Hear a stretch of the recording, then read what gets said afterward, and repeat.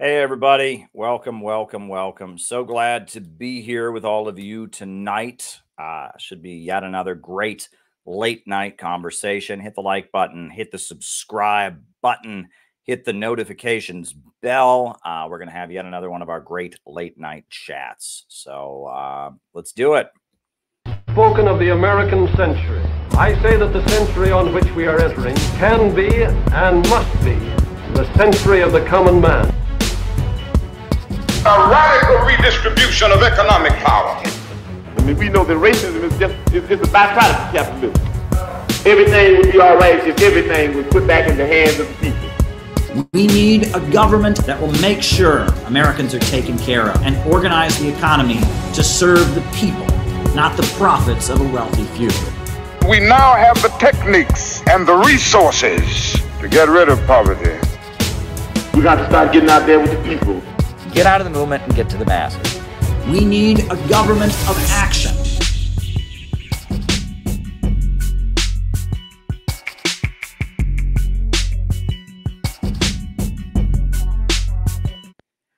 Welcome, welcome, welcome, everybody. It is Saturday night. It's a little after 10 o'clock, and we are going to have yet another one of our late night conversations here on this YouTube channel. So hit the like button, hit the subscribe button, hit the notifications bell. Should be a good conversation as always. For those of you who are new, maybe you don't know how we do these things. I give some opening remarks generally about what's going on in the world or what it is I want to talk to you about for the evening. So we do that. And then after that, we do a roll call, where I call you all out as I see you, names and locations. We find out who is on the other side of the camera, which is always important to do, so we know who is watching, etc. And then after that, I answer your super chat questions for the rest of the night. That is the way the show works. So if you have something you want me to talk about in the second half of our program, by all means, send in a super chat or a Rumble rant on Rumble or a Rockfin tip on Rockfin. We're on all three of those platforms, and we are happy to answer people's questions. That's the way this works. So, you guys really make this show what it is. I rely on you. I see we got Jonathan Blazers in the Rumble chat as we speak. I see that on Rockfin or on YouTube, we've got Lee Stranahan, we got Funky, we got Kinky. We got a whole crew of people here. We are a great community here of people. We do these streams. A lot of people watch them live. A lot of people watch them afterwards. We usually get between 1,000 and 2,000 people who watch these streams. So we have quite an audience. But those of you that are watching live, you are the ones that have the ability to, set the tone for how this community, how this stream goes, right? People are talking about our slogan. We need a government of action to fight for working families. Yeah, we got something pretty great going on here. So I guess I'll make a couple announcements since we're already, going ahead.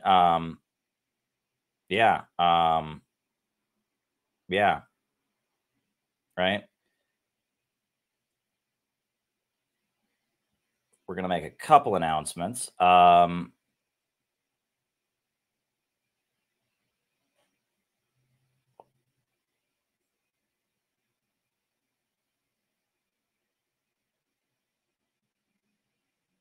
right.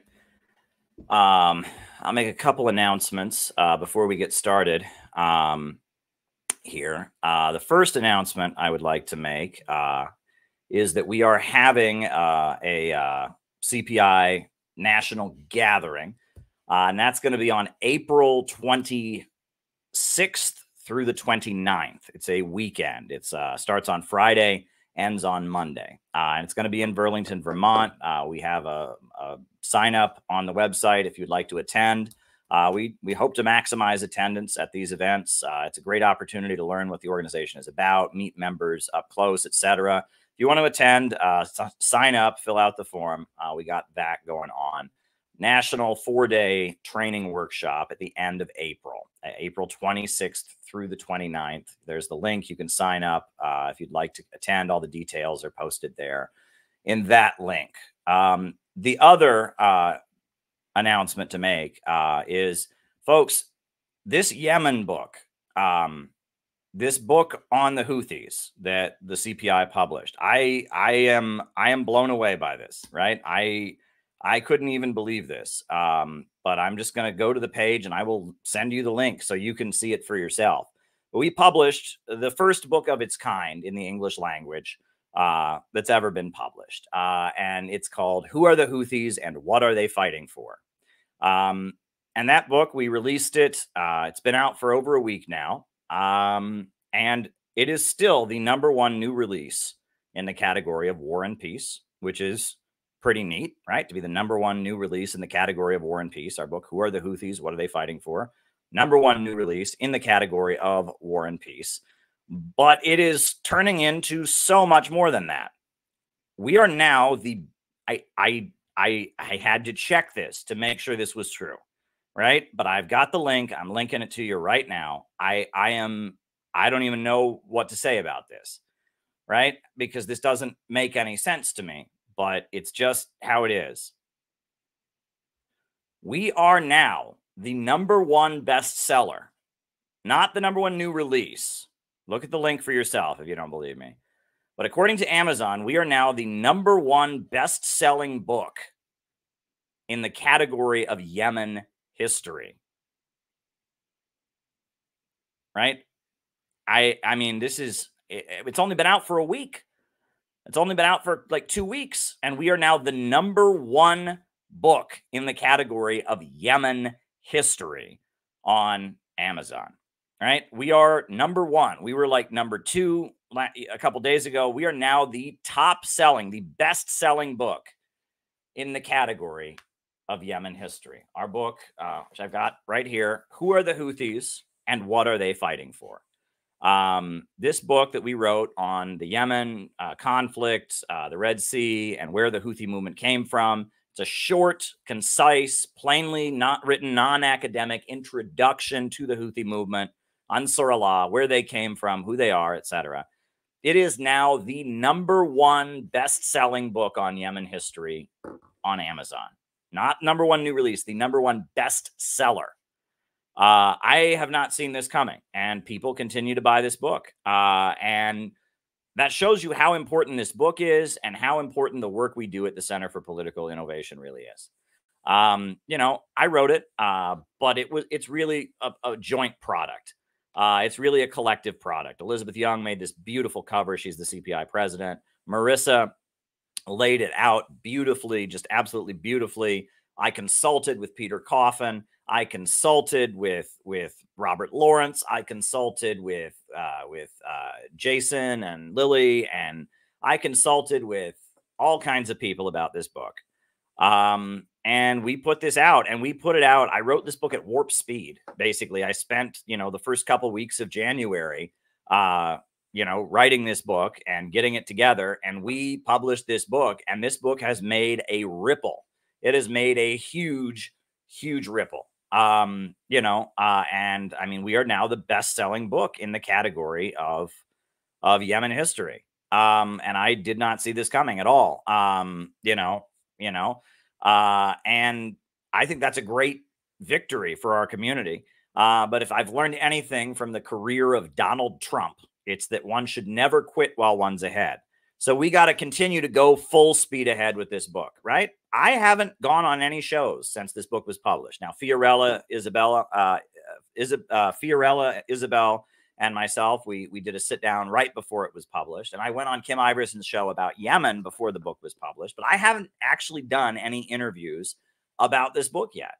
So let's make it happen, right? I mean, if this is the top selling book on Yemen history, right, I should be getting on Katie Halper. I should be getting on Jimmy Dore about this book. I should be getting on all the major shows, right? Midwest Marks should be having me on. I should be on all the major shows talking about this book, right? It should be a given, right? And, this book, let's blow it up, right? Because the war in Yemen is the topic of our stream tonight, right? It's the topic of my opening remarks. And our community should just continue to come together and push this book out there. And also, just a quick thing, because this keeps coming up, and I understand this, right?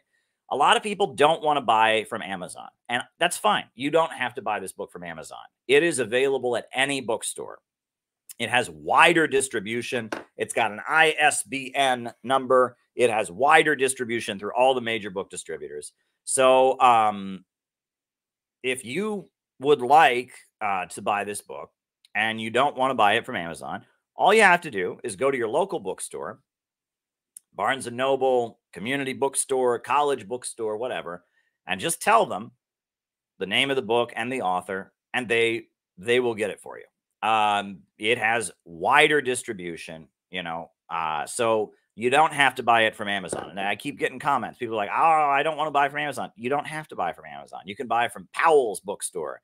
You can buy from Walmart, I think. Right? I think it's available on walmart.com. I mean, you can buy this wherever books are sold, right? You know, and if you don't want to buy it, go to your library and tell them to buy it. Tell them that you heard this is the top-selling book on Amazon about Yemen history, and it just came out, and this guy who reports for Russian news wrote this book, and it's really, really important, and tell your library to buy it, right? And then borrow it from your library. I mean, this book can go everywhere. There's no reason this book shouldn't be out there. If you're a college professor, just throwing this out there, right? This is an angle that people forget about. If you're a college professor and you teach classes on current events, you teach classes on the Middle East, put this on the syllabus, right? Because it will give one perspective on the conflict in Yemen. It will give facts that your students will not get anywhere else. There are no other books with this information in them. I have translated sermons by Hussein al-Houthi, by Malik Abdul al-Houthi in here. I have like full-length translations of speeches and sermons from the founders of the Houthi movement. I have loads of information in here you will not get other places. I consulted with Yemeni government officials before putting this out. I consulted with Shia Muslim scholars and Islamic scholars before putting this out. This book has information you will not find elsewhere. And as I've said, Yemen is the Vietnam of our time. And this book is very much the book that will help people to understand what is really going on. So full speed ahead. Let's make this book, the sensation that it continues to be. Never quit while we're ahead. We are changing the conversation. We are changing history. One thing you should consider doing is if there is a personality that you really like on social media, if there is a politician that you really look up to or want to influence, buy the book on Amazon, and instead of listing your own address, send it to them, right? Send it to, hey, look, if you're a big fan of AOC, I doubt very many of us watching are, but if you are, right, why not buy this book and have it shipped to AOC's office, right? If you're a fan of Marjorie Taylor Greene, we probably got a few of those watching. Why not buy this book and ship it to Marjorie Taylor Greene's office, right? This book is like nothing else you will ever have. And there are 4 reviews of it published. Everyone who's read this book can tell that this is something you will not get anywhere else, right?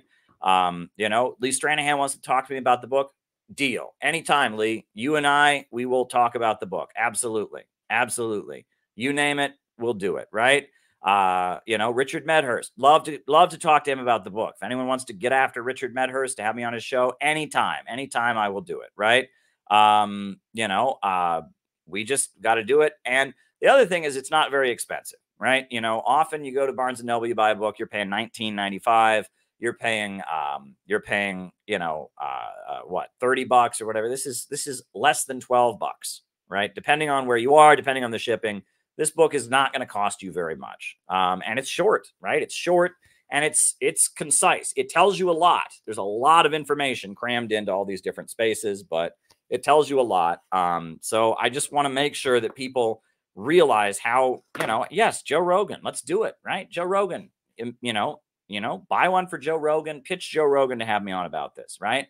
I did find out that Jimmy Dore's spouse, Steph, she got her hands on one last night. A whole crew of people went to the Jimmy Dore show in Milwaukee, and I still can't get it to figure out how to let me show pictures on StreamYard again. It's not cooperating with me. But, a whole crew of CPI people went to Jimmy Dore's show. They set up a literature table. They passed out leaflets. And they met with Steph, Jimmy Dore's spouse, and she did a selfie with this book, right? So that's great, right?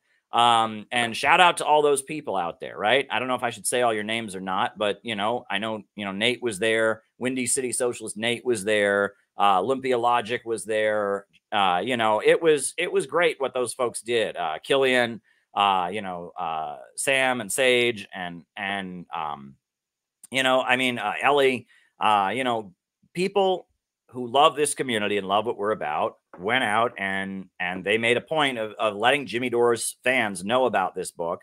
So let's just keep doing it. Yeah, please, if you're going to be able to hand a copy of this book to Jimmy Dore, I think you should do it. Let's just let the world know the truth about the Houthis. So I'm just letting you all know about that. The news about this book just keeps getting better, right? And I want everyone in this community to know that you all are a part of this book, right? This book has part of you in it. If you've ever been in the chat, if you've ever super chatted, if you've ever left a comment, if I read your name off in the roll call, you had a part of this book. This book is a collective effort. Nobody in our modern world can ever say they made anything all by themselves. And I consider this book to be a product of our entire community. We made this book happen. And you, if you're a member of the Center for Political Innovation, if you're a member of this online community, if you are, you had a part of this. So you should be proud of yourself. You should pat yourself on the back because you helped make this book happen, right? This is a result of your efforts. Would Ranjit Brar get arrested for selling the book in the UK? I don't know, right? Because Ranjit Brar, as you know, are friends in the Communist Party of Great Britain, Marxist-Leninist. They were first arrested. The first charge against them was because their book on Zionism had a swastika on the cover, right?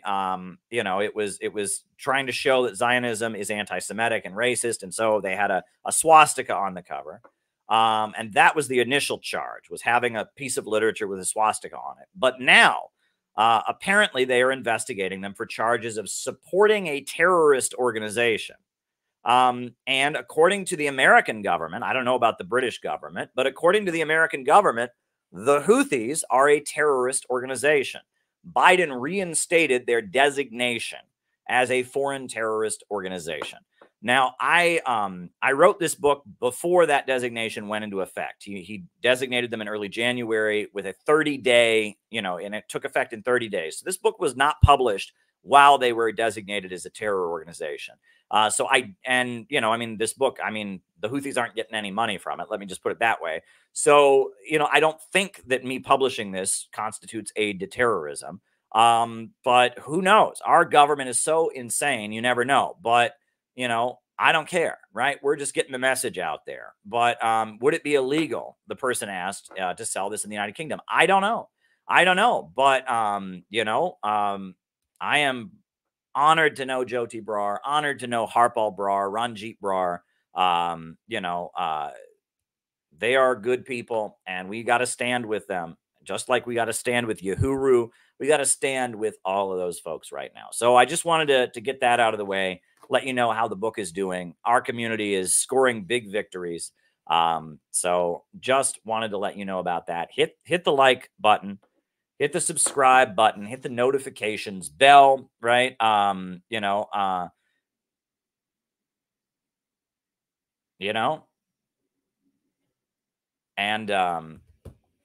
let's get ready to have yet another one of our great conversations. Like I said, it's the super chats that make this show happen. It's the second half of the show is all me answering your questions. So please come forth. come forth with questions for me to answer in the second half of our show. And I am going to jump right into I'm going to jump right into my opening remarks now, which is, I don't know if you saw, but today the U.S. government carried out airstrikes against 6 sites in Yemen, in Houthi-controlled territory in Yemen. They struck 6 anti-ship missile facilities. That's what they're saying. They struck 6 anti-ship missile facilities. And the U.S. Central Command, and then later the United States, and a letter that was sent out by the USA and a few other countries, they called attacking Yemen an act of self-defense. I couldn't believe it. The U.S. Central Command on Twitter said that attacking Yemen was an act of self-defense.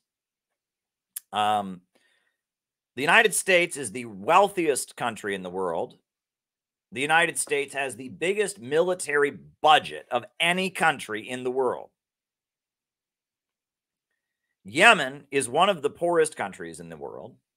Yemen has a very low life expectancy, a very low rate of literacy.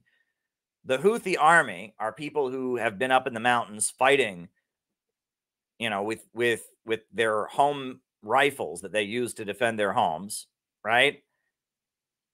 And the U.S. government is claiming that the airstrikes in which they shot missiles at Yemen that was carried out today, this morning, they are claiming that these were acts of self-defense.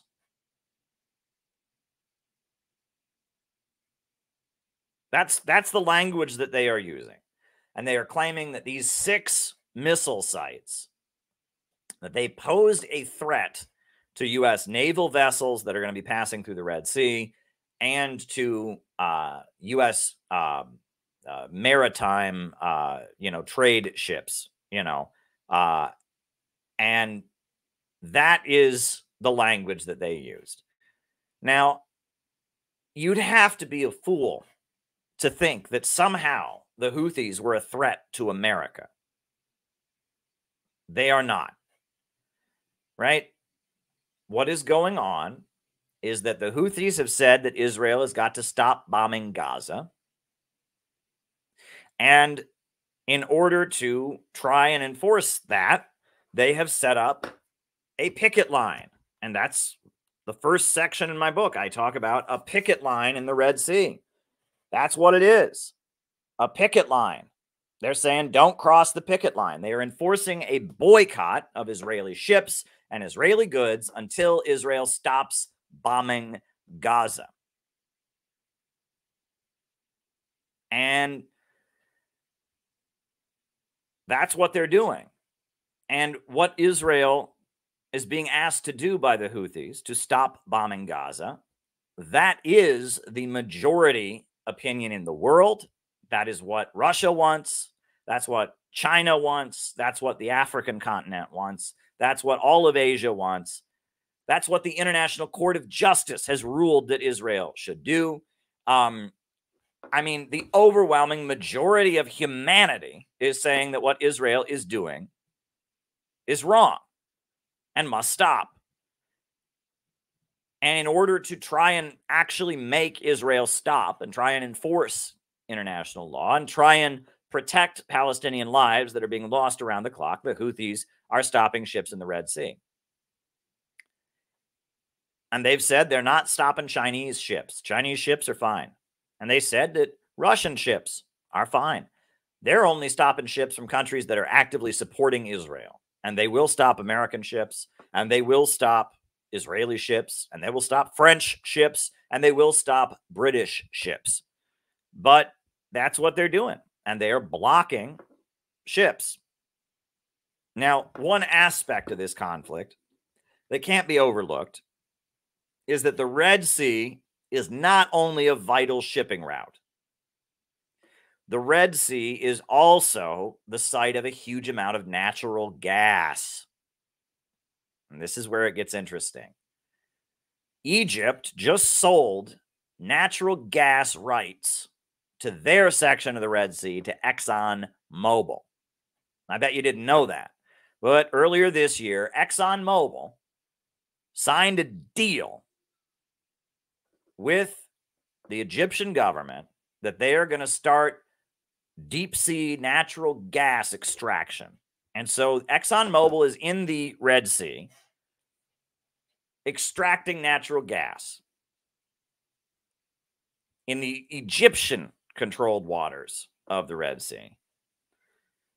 So the Houthis in Yemen, this revolutionary group that fights for public ownership of natural resources, economic development is one of their main slogans. They model themselves on the Islamic Republic of Iran, a country that had a revolution and took control of its own oil resources, and on Venezuela, a country that had a revolution and took control of their own resources.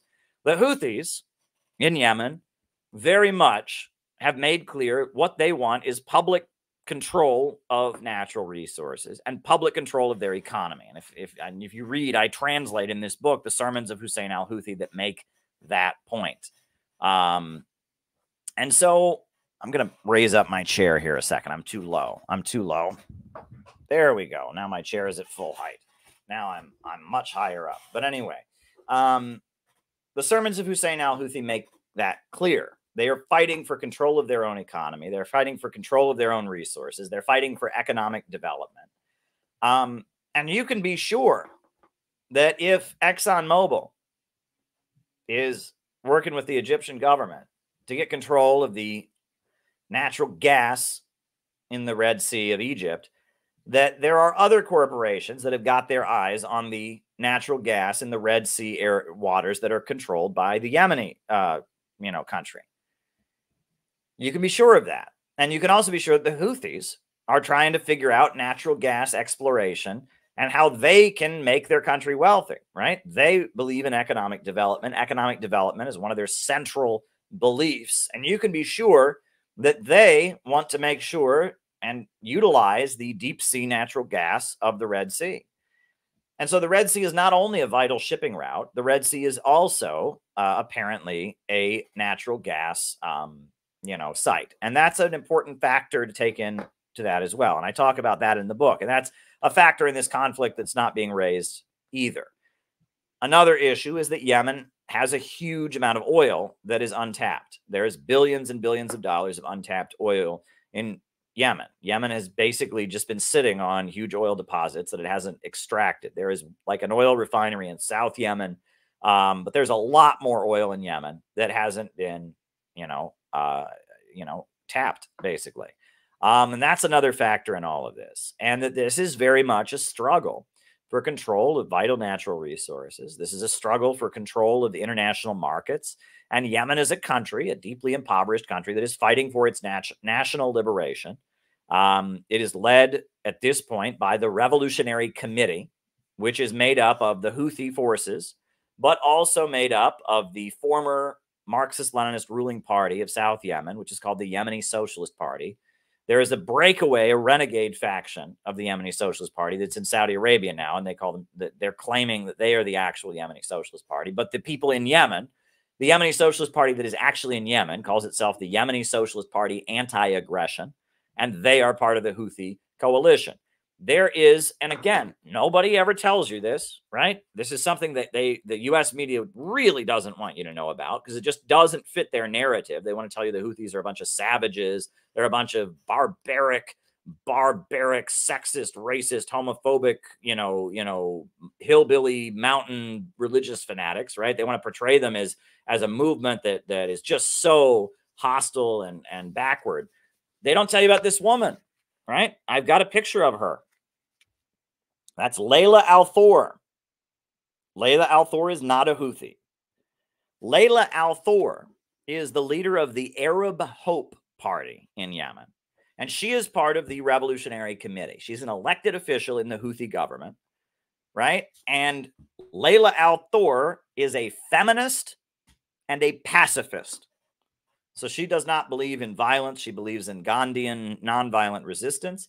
And she also believes in women's rights. And she has been engaging in Yemen in civil disobedience for more rights for women for over 10, 15 years, right? She's a well-known women's rights activist in Yemen who is a Gandhian pacifist, and she leads her own political party called the Arab Hope Party. And she is part of the Houthi government. She has a seat on the Revolutionary Committee. And the Wahhabis, the ISIS, Al-Qaeda types in Yemen, really hate Layla Al-Thor's guts.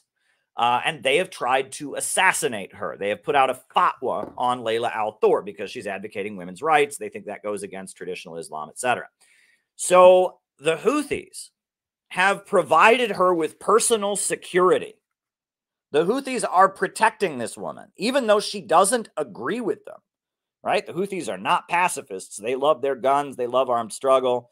The Houthis I think feminism is probably something they would disagree with. Maybe they have their own interpretation of feminism, but they don't like her brand of feminism, I'm sure. But regardless, they have protected Layla Al-Thor, right? I mean, they don't want you to know about any of this. They don't want you to know the truth about the war in Yemen, right? And even the name Houthi, Jennifer makes a very good point. I had some Yemenis who approached me after I published this book. They said, Caleb, why did you call the book, Who Are the Houthis and What Are They Fighting For? We're not the Houthis. We're Ansar Allah, right? Yes, and that is true. The name of the organization is Supporters of God, Ansar Allah. However, in American media, they never talk about Ansar Allah.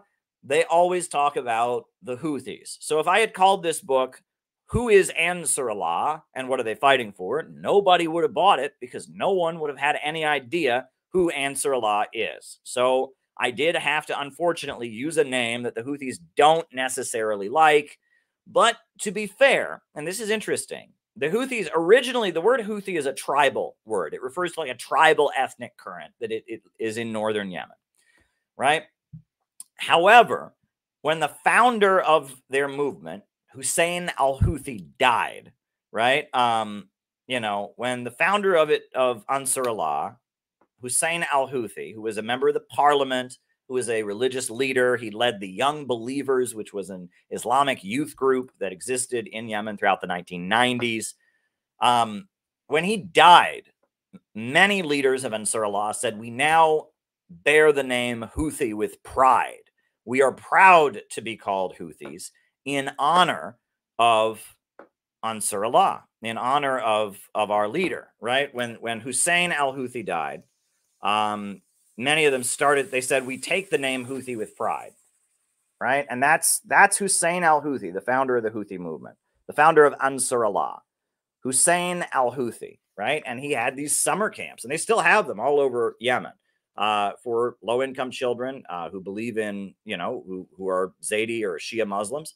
They have these summer camps that he created as part of, it started out as the Young Believers movement, right?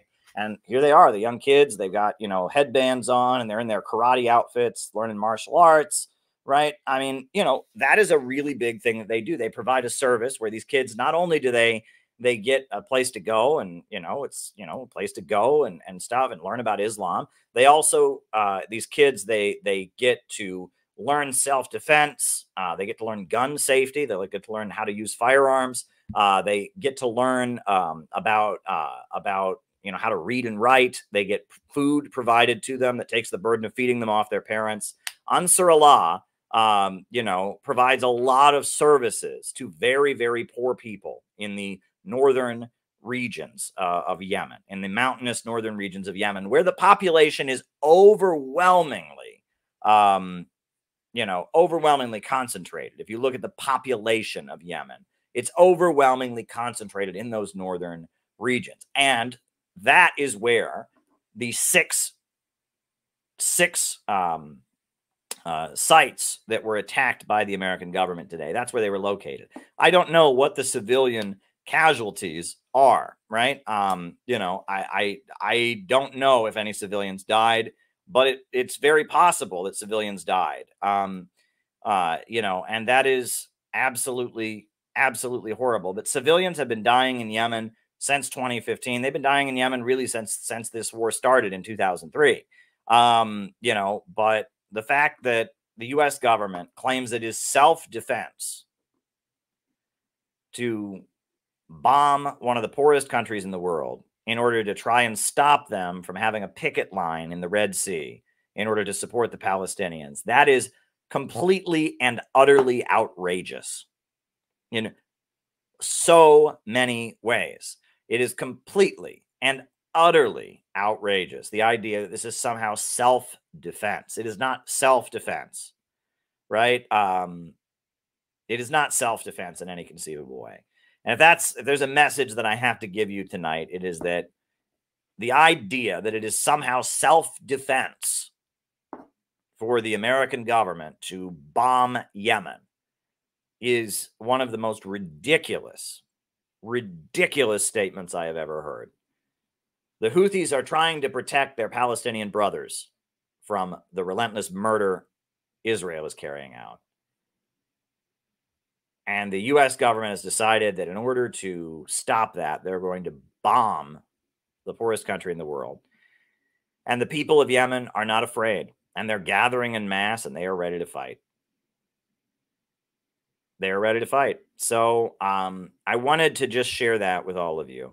So now I want to take the live stream in a little bit of a different direction because I want to talk about, look, I have told you all about how important the case of the Uhuru 3 is. These are 3 black activists in the United States, or 3 activists that are in the African People's Socialist Party. And they have been indicted. And the judge overruled their motion for dismissal. And it looks like they will be going to trial pretty soon. You know, and they are charged with saying that the Russian government has the right to protect the people in Donbass, that Russia's right in Ukraine. That's what they're charged with. And they're alleging that they acted as foreign agents. That's what's being alleged. They acted as foreign agents by exercising their free speech, and that they could go to jail for 15 years simply for their speech. That is a very, very dangerous precedent.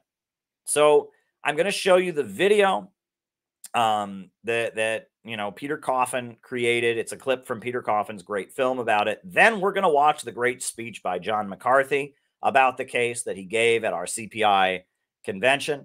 And I just want you all to realize how much they are trying to criminalize the speech that we give here and how important it is that we don't fall for this. So I'm first going to show the clip, which many of you have seen before probably, of about the Uhuru movement and who they are and what's going on. Then I'm going to show you John McCarthy's speech. Then I'm going to talk to you a little bit about history. I'm going to give you some information that's very important and about you know, the tactics they use to try and silence dissidents. And that'll be our opening for tonight. So first, this is why the Uhuru case is so important. Was done, U.S. media kind of forgot about those communities. Well, Uhuru, they went out there because they saw black and brown people like themselves that were out there protesting and rioting, and they stayed there. And they've been there since 2014, providing services in the community, giving these young people in the community something constructive to do, not just go out and break shit to raise awareness about the conditions they're in, but ways to actually feed people and serve the community. And they've been there in St. Louis since 2014 doing constructive work. They have really escalated these programs. They have a farmer's market. They provide classes and services to pregnant mothers, and in particular in St. Louis, Missouri, and in St. Petersburg, Florida. They're trying to undo the damage that the U.S. Department of Justice and the state police and the local police and all the forces have been doing in communities like Ferguson, Missouri.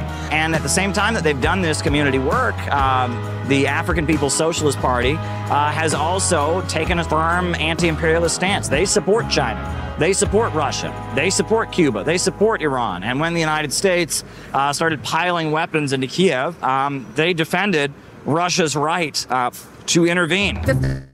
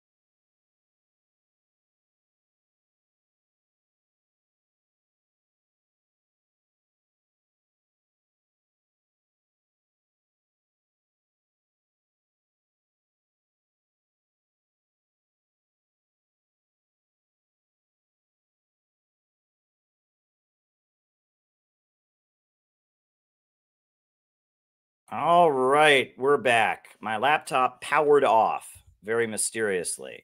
Not sure what that was about, but we will continue the video that we were just watching. That was very odd. My laptop just powered off, you know?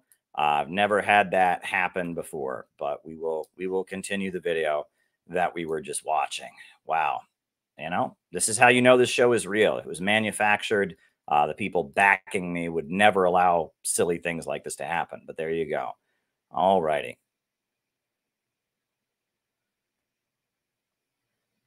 Was done. United States started piling weapons into Kiev. They defended Russia's right to intervene. This defensive war in Ukraine that Russia is actually waging against world colonial powers, not Ukraine as a single entity, but the U.S. and all colonial powers who have an interest in colonially dominating African people right here in this country and around the world and extracting resources from the majority of peoples on the planet. That system, this current system, is in severe crisis and they cannot rule in the same old way.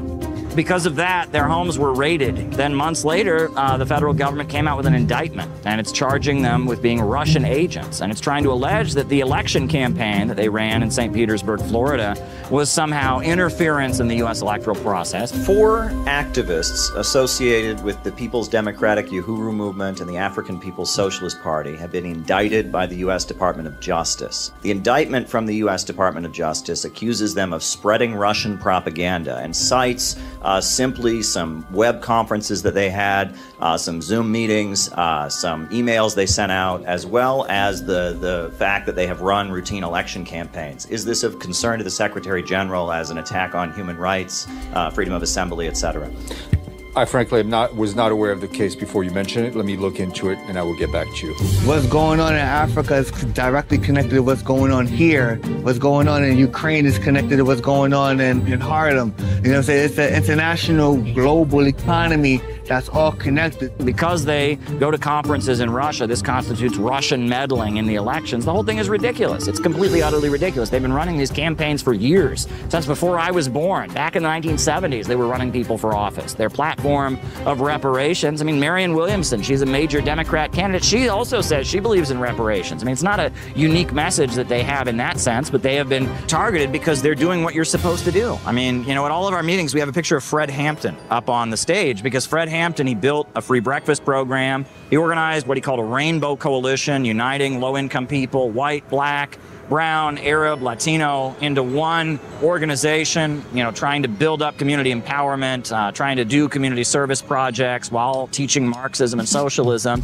You know, we look at Fred Hampton as a great example of the American revolutionary tradition. And, you know, the African People's Socialist Party and the Uhuru movement, you know, they don't like that we wave the American flag. They don't like that we consider ourselves patriotic. They have their own kind of unique analysis. They talk about what they call the colonial mode of production. That's not traditional Marxist thinking. And we don't agree with them on a number of issues. But it doesn't matter. We support them. We all have to stand up and oppose the ideology of division and support an ideology of unity based upon our material interests, you know what I'm saying, to work together. People who can't understand that, people who can't get past, you know, this or that, like, we got to put aside our differences and say that if they come for them, they come for all of us. If they go after them, they got to deal with all of us. That needs to be the attitude among anti-imperialists.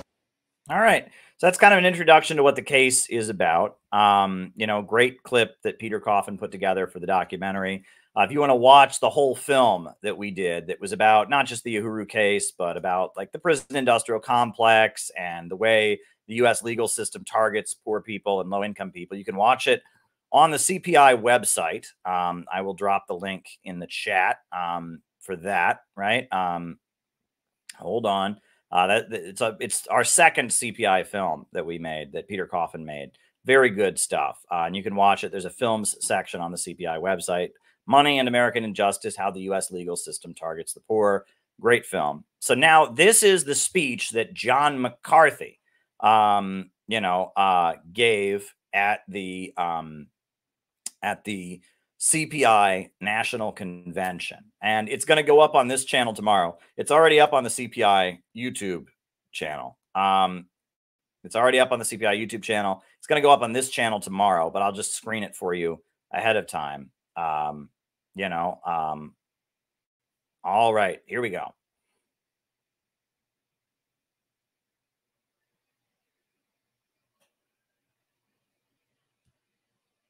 next guest, he's going to talk about something that also has to do with free speech quite a bit, the Uhuru case.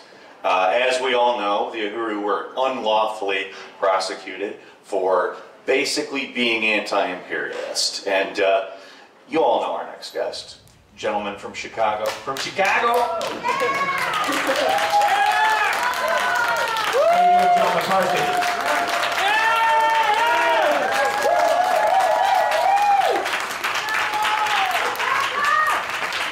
Okay, a couple of months ago, the African People's Socialist Party issued a new book. Except it's not really a new book. They reissued it. This is the testimony from the First World Tribunal on reparations for African people in America. And this took place in 1982, and there are a lot of very convincing arguments in here, documents and testimony, about how the United States government is committing genocide and about how reparations are deserved, right? But it doesn't matter whether these arguments convince you or not. What matters is that the Chairman Omali Yeshitela and the African People's Socialist Party are convinced. And since 1982, the chairman has been traveling all over the United States and all over the world, making this case to anyone who will listen, and even to people who would rather not listen. Right? But Joe Biden has some very smart detectives working for him, and he figured out that all of this is actually a big Russian conspiracy to sow dissent in the United States. And the ringleader, they found out, is this gentleman here, Alexander Ionov. And his birthday is actually in a few days. He was born December 12th, December 12th, 1989. Now, if you're like me, you spend way too much time on social media. And you probably run into a lot of these vote blue, no matter who people. And they have a new slogan. Their slogan is, Joe Biden deserves more credit. He's not getting the credit that he deserves. He's not! Well, yeah, I hate to admit this because they're really annoying.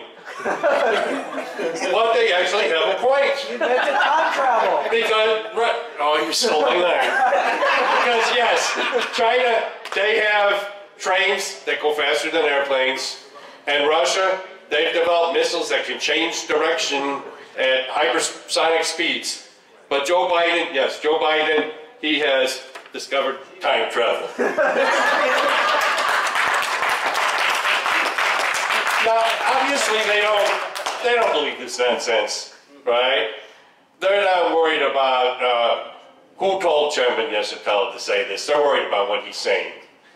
And the specific thing that they mentioned in these indictments is that the African People's Socialist Party and the Uhuru movement wrote articles and released videos where they said that the special military operation in Ukraine is actually a defensive action by Russia, right, against colonialism.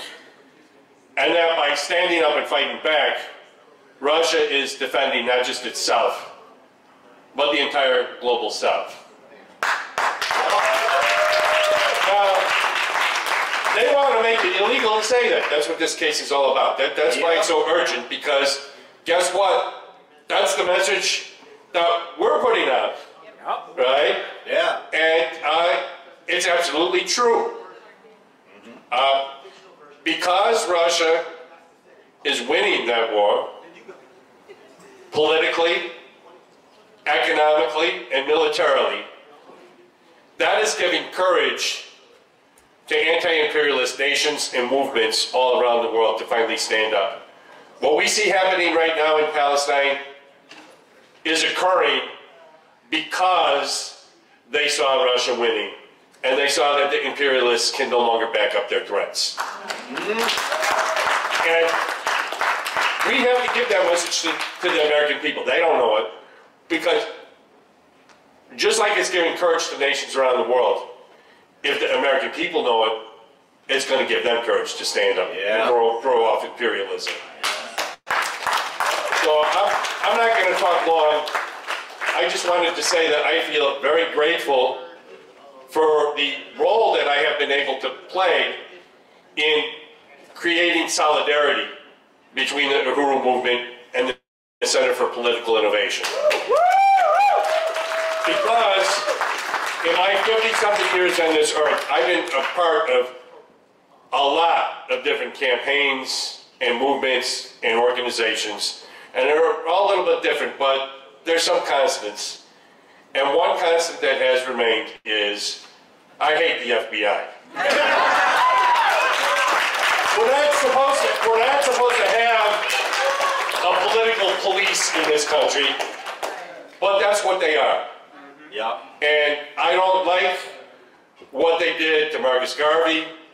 I don't like what they did to the Nation of Islam. I don't like what they did to Paul Robeson. I don't like what they did to the Christic Institute, to the LaRouche movement, or to the Teamsters. I don't like what they did to Rod Blagojevich and to Chicago aldermen. I don't like what they've done to people who I don't even like. Yes. Yep. But I hate what they tried to do to Caleb and to the Center for Political.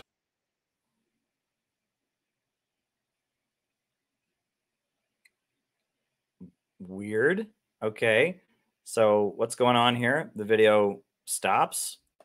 That's very odd, right? Let's see if we can get it going again. Okay. Start. Even like. Yes. Yep. But I hate what they tried to do to Caleb and to the Center for Political Innovation. And I hate what they're trying to do to Chairman Omali Yeshitela, the African People's Socialist Party, and the Uhuru movement. And if I can create a collaboration between these two organizations and thereby strengthen each of them a little bit so that they have the strength not only to survive the FBI attacks, but to judo them into victory. Yeah. Then that is like a double fuck you to the FBI. Actually, it's more of a fuck you squared. And I'm enjoying every minute of it. So onward to victory, to a world without colonialism and without imperialism and without the FBI. Uhuru!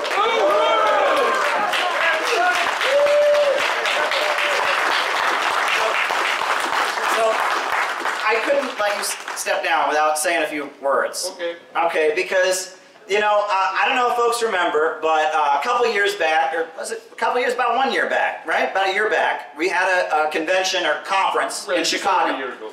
And I think that people who went to that conference, and it was smaller than the conference we're having today, I'd say. It was, you know, about 75 people today, and we had a small conference in Chicago. But that conference, you know, the raid on the Uhuru house happened about a week beforehand. And so I got on the phone with them, and I invited them to come to the conference. And they came, and we had also, at that conference, we'd already planned, we bought a nice plaque, and we gave an award to Tara Reid, who you just saw speak. Right? And, you know, so we had the conference, and, you know, I got blackmailed. And I got threatened. We want you to cancel the conference, was explicitly told to me on the phone multiple times. And we didn't cancel the conference. We did it anyway. And that conference, I think, has changed the course of history. Because at that conference, Tara Reade met the Uhuru movement, right? And Tara Reade, because of her life situation, has connections to prominent media personalities like Tucker Carlson. And Tucker Carlson covered the Uhuru case on national television because of Tara Reade producing. And on top of that, you know, Glenn Beck also did segments supporting the Uhuru movement because of what happened at that conference. And in addition to that, Nick Brana attended. Garland was there. He was there at that conference. Nick Brana attended that conference and talked with people. And I think that you can say that that conference we did in Chicago had a lot to do with Rage Against the War Machine that happened that spring. That conference was pretty pivotal. But I also want to tell you another great thing that happened at that conference. There's a guy named John McCarthy came to the conference and liked what he saw, and he joined this organization. And he has done so much. We appreciate all the work you've done. You're amazing. So thank you for everything you've done. Thank you very much. Thank you. We love you, John.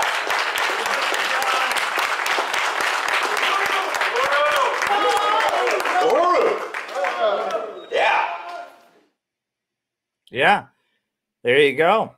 That was John's great presentation, you know, to the CPI National Convention about the Uhuru case. And I just wanted to highlight that and show it to you all. And on that note, I actually wanted to read you a few things because I'm putting together this new textbook on the history of American anti-imperialist activism. And I'm working on it. And the first chapter is about the Communist Party USA. The Communist Party of the United States of America was one of the main organizations that fought for the rights of Black people, that fought for the rights of labor and workers on the job, that fought against fascism. And the FBI targeted the Communist Party. And one thing, there's this book by Nelson Peary is a great book, and it's a great source. It's called Black Radical, Education of an American Revolutionary. It's the memories of Nelson Peary, who was a leader of the Communist Party, was African-American. And he describes what the FBI did, you know, to try and destroy the Communist Party. And this is what he writes about. He says, "It was all so clear. It was not simply that the FBI had agents within the Communist Party. They had a whole network. One group protected the other. It was clear the FBI could not destroy the party except by relying on doctrine-blinded comrades, by relying on twisted ideas that passed as theory. The struggle against white chauvinism was a desperate effort to prevent the disintegration of the party over the African-American question. It was the ideological side of the fight for equality and class unity. It was a relatively simple moral decision to say that lynching and discrimination is wrong and to join an organization that would fight against it. It was quite another thing, however, to cleanse one's mind of stereotypes, of race jokes, and the sewage of the American social system that created a pervasive cobweb of white supremacy. And even the most dedicated white leaders were from time to time criticized for falling back into thinking that had dominated America since the beginning. Decades later, this would provide a very good part of the ideological foundation for the fight against racism.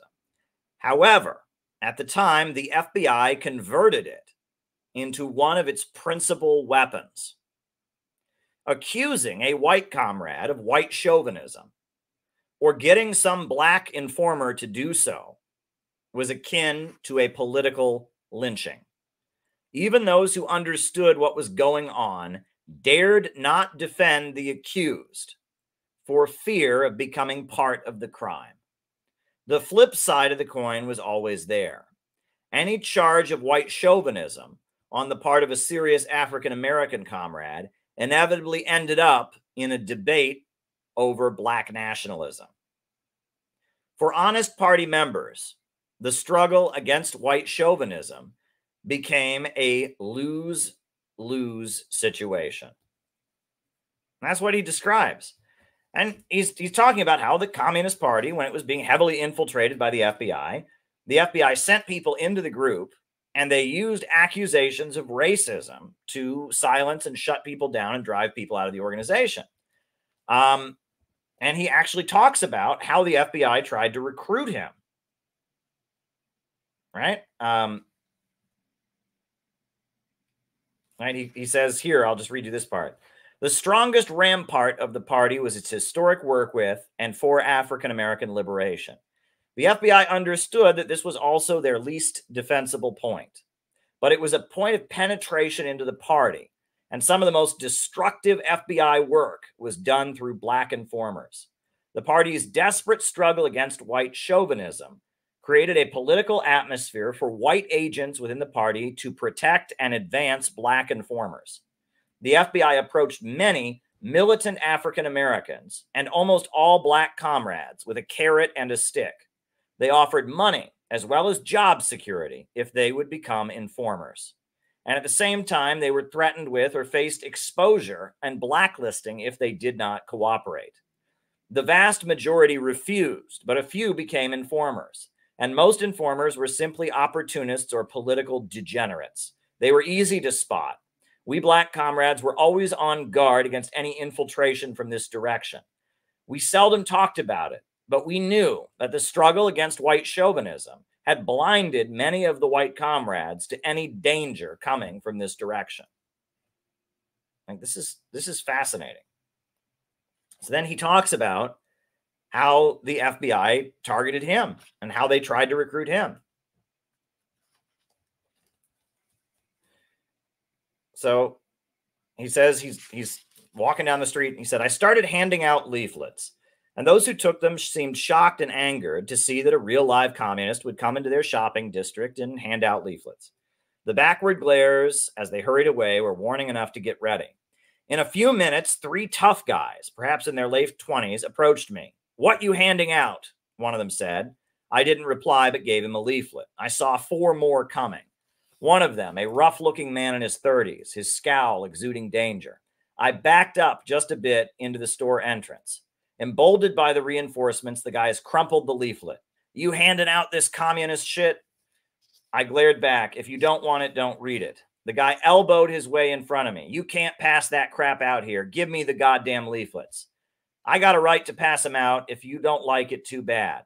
From the corner of my eye, I saw Abe running across the street down Prospect Avenue. I knew I was in for a fight, and anger was overwhelming any sense of fear of the 7 of them. I tried to think out a battle plan. The glass walls of the storefront entrance converged, narrowing the entrance until they joined the door frame. I backed up deeper into the areaway until there was only for 2 of them to be in front of me. Either give me those fucking papers or I'll knock them out of your hand and kick your ass. The crowd had grown into from 7 into a mob. They were cursing and shouting, urging one another to start the fight. Looking the guy in the eyes, I held out the leaflets with my right hand under them, counting on them, believing their own crap about a black man with a knife. You touch my leaflets, you ain't going to be touching anything else. The big bastard moved a step toward me, and my battle brain took control. He'll knock the leaflets with his left and cross punch with his right hand. Then he pulls back to punch. He'll be off balance. Grab him and slam him into the plate glass window, push him against broken glass, try to get a piece of glass and stab whoever else I can. We stood there glaring at each other. He was a bit afraid that one move on his part would mean a knife in his guts. I knew that his eyes would shift for a second if he intended to knock the leaflets out of my hand and punch me. When I got a sense of what was about to make his move, I shifted my weight to grab him. Break it up. Stand back. FBI, break it up. 2 men holding their gold badges and guns up in the front of them parted the crowd. One of them grabbed my arm. What the hell are you doing, Peary? Trying to start a riot? Walking between them to the waiting car, I didn't answer. As we pulled away from the mob, one of the agents turned to me. My name is Fred Anderson. I just got transferred up from Chattanooga office. You're damned lucky we came by. Well, I never thought I'd be happy to see the FBI. Thanks. Something didn't jive. These guys just happened to come along, and now they were talking to me like I was their long-lost buddy. I'd like to ask you a question. Why are you wasting your life? These people you're associated with aren't serious. I'm serious. I think I'd be wasting my life if I went along with all of this. You've got to admit that things are getting better. I have a feeling that before long, they are going to be a whole lot better, and you can contribute to that. And suddenly it was clear. The whole thing was a setup. They'd set up a situation where I'd be dependent on them, willing to listen to them, maybe even become a cog in their network inside of the party or an informer. But whom could I report it to? Another informer? Perhaps J. Edgar Hoover was telling the truth for the first time. The FBI had gained control of the Communist Party. I was shaken by this inescapable conclusion. I think I am contributing to it. Look, I really thank you, gentlemen, for what you've done. I don't want to appear ungrateful, but I don't want to talk to you about the party. Okay, it's your life. When you find out that we're telling you the truth, come talk to us. No one will know. They pulled over at 9th and Euclid. I thanked them as politely as I could, and I got out of the car. The Rosenbergs were executed that afternoon, despite worldwide protests. So that's what happened to Nelson Fury in his autobiography. The FBI basically arranged for a mob of guys to threaten him, and then they rescued him and tried to recruit him to be an informer.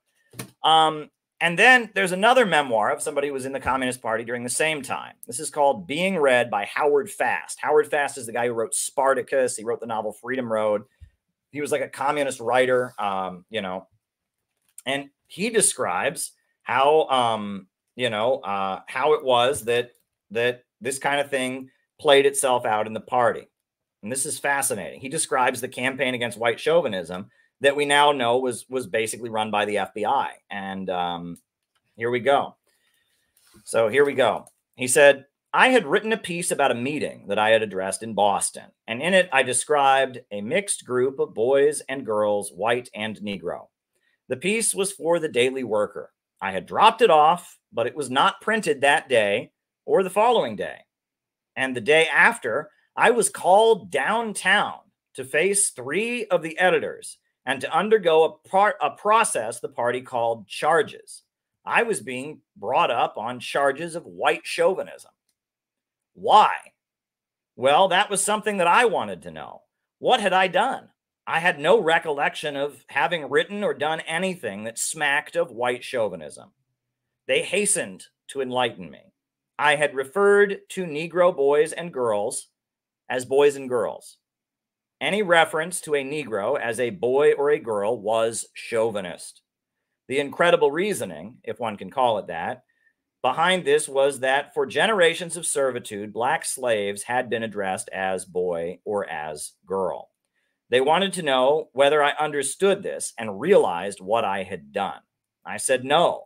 I said that it sounded to me like utter nonsense, and that for generations, and even now, white servants were addressed as boy and girl, and I didn't see why a black person could not be a boy or a girl. What are they? Youths. I disliked the word as a noun. Boys, girls, teenagers, kids, adolescents, high school kids, youngsters. There were enough words to describe the time between puberty and adulthood. But why youths? It has dignity. It's part of the search for dignity. Bullshit. I told them that it was absolute bullshit and that it made no sense that youth did not pronounce easily and would never become a common word as a noun. I was slipping in deeper and deeper, I was informed. And I was informed that this blank spot in my thinking demonstrated how poorly I understood white chauvinism. And if I could not accept the decision of the party on this usage, they would bring me up on charges for expulsion from the party. I protested that they were kidding. They had to be kidding to expel me from the party because of this silly disagreement about the use of a word. Not the word, the failure to understand the depths of white chauvinism. In retrospect, I asked myself why I didn't say, expel me, to hell with it. But retrospect has no validity. This was 1946, not 1990. And as crazy as this moment might have been, this was the party of William Z. Foster and Big Bill Haywood and Elizabeth Gurley Flynn, the party that had organized the French resistance and fought the Nazis to the death and taught the world a new lesson in courage and honor, the party that had created the Abraham Lincoln Brigade and never stinted at the price of freedom.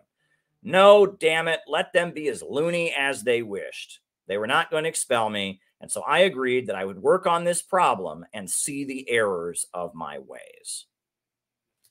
And that's someone describing what it was like when the FBI had thoroughly infiltrated the Communist Party and was using it using, accusation of white supremacy to try and control the organization. But I'll even read you another section, back to Black Radical by Nelson Peary, where he describes this.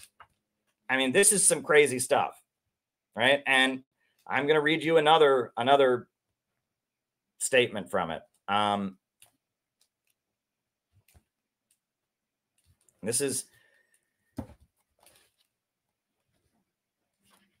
He's describing how they started protesting Sears, the store Sears. At 1953, the Cleveland National Negro Labor Council attempted to negotiate with Sears Roebuck about the company's refusal to hire black workers. The management of Sears refused to meet with them. The NNLC then made plans to demonstrate and picket the huge Sears store at 86th and Carnegie that bordered the black neighborhood.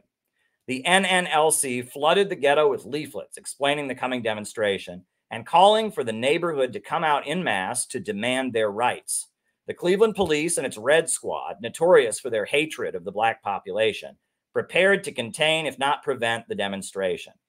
Preparing for the worst, I clocked out of work early and left for the demonstration. Jesus Christ, I mumbled to myself, I'm going to be late.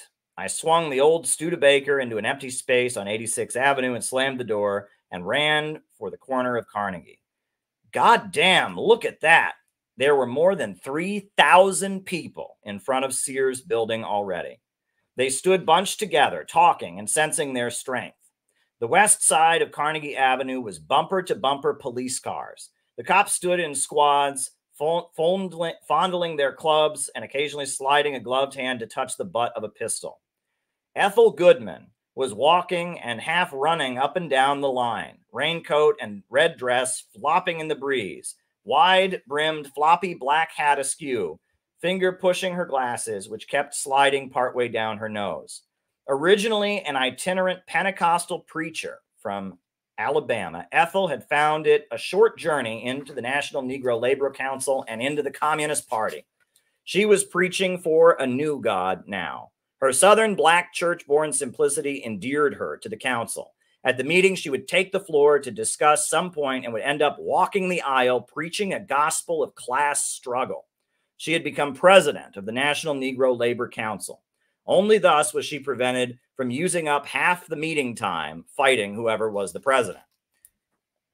Down 86th Street and toward Euclid, the white people, mostly from the Appalachian South, stood on their porches watching with apprehension as the crowd of African Americans grew from 3,000 to 4,000. The light changed, and I headed for the parking lot to Washington and state chairman of the NNLC. But anyway, I'll skip to the next part. Every party member at the time was aware that something was going on in New York. The party seemed to be without direction for the past several months, and we didn't dare mention it, but we very well understood precisely the paralysis of the New York City headquarters gave us the freedom to break out and organize the black workers in Cleveland. We twisted our way through the crowd and into the parking lot where the comrades were waiting. Bert picked up where he left off. I'm not sure what's going on, but it's serious. I just received a special delivery letter from New York. There has been a Central Committee decision that the party has to pull all of its forces out of the Labor Council.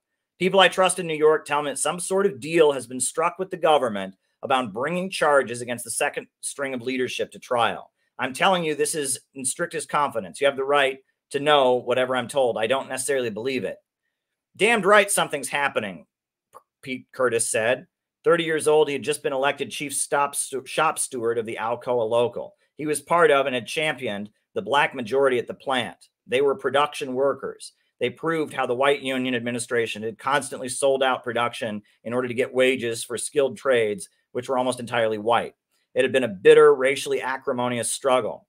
On top of his having to fight the mostly white workers in the plant, the state committee of the party had censured him for appealing to black nationalism. Kurt was in no mood to hear anything about Marxism that didn't deal immediately with the needs of black workers. If something bad was happening in the party, he would understand it as a trade union struggle on a higher level, a case of white leaders protecting themselves at the expense of blacks. Comrades, Bert always had a nasal slur when he said it, whatever we decide to do will be for the party, and we can't do anything without the party. Let me tell you what I was told. First, that a representative of the Department of Justice met with representatives of the party, and they worked out a deal on further indictments. And it looks like the government has gotten what it's after. There's no more indictments. Now, in return, the party has to withdraw from the National Negro Labor Council and liquidate the party in the South and in Puerto Rico. Curtis broke in. The real deal is what I said before. The fucking government isn't afraid of a bunch of middle-class whites. They ain't going to persecute them. They're afraid of what's going on here. And he jerked his head toward the crowd in front of Sears. They're going to persecute them. What are they proposing, Bert? That we walk away from all that over there and we just abandon them? I asked. And Bert said, so far it's only a rumor, but I'll keep you informed. Yeah. And so he's describing how in the 50s, it was very clear that the FBI had taken over the Communist Party. And as they were starting to get real work done, and they just organized 4,000 people to go protest Sears, the FBI, told the Communist Party leaders that they had to pull out of the Labor Council. This is a very good book, and I'm using this as a source. This is one of the best memoirs of the Communist Party.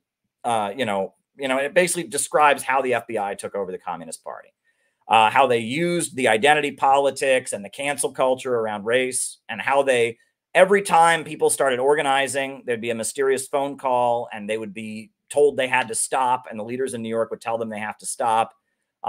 This is some heavy stuff. And I, as somebody who was in the Workers' World Party for 8 years, I read this book while I was in the Workers' World Party.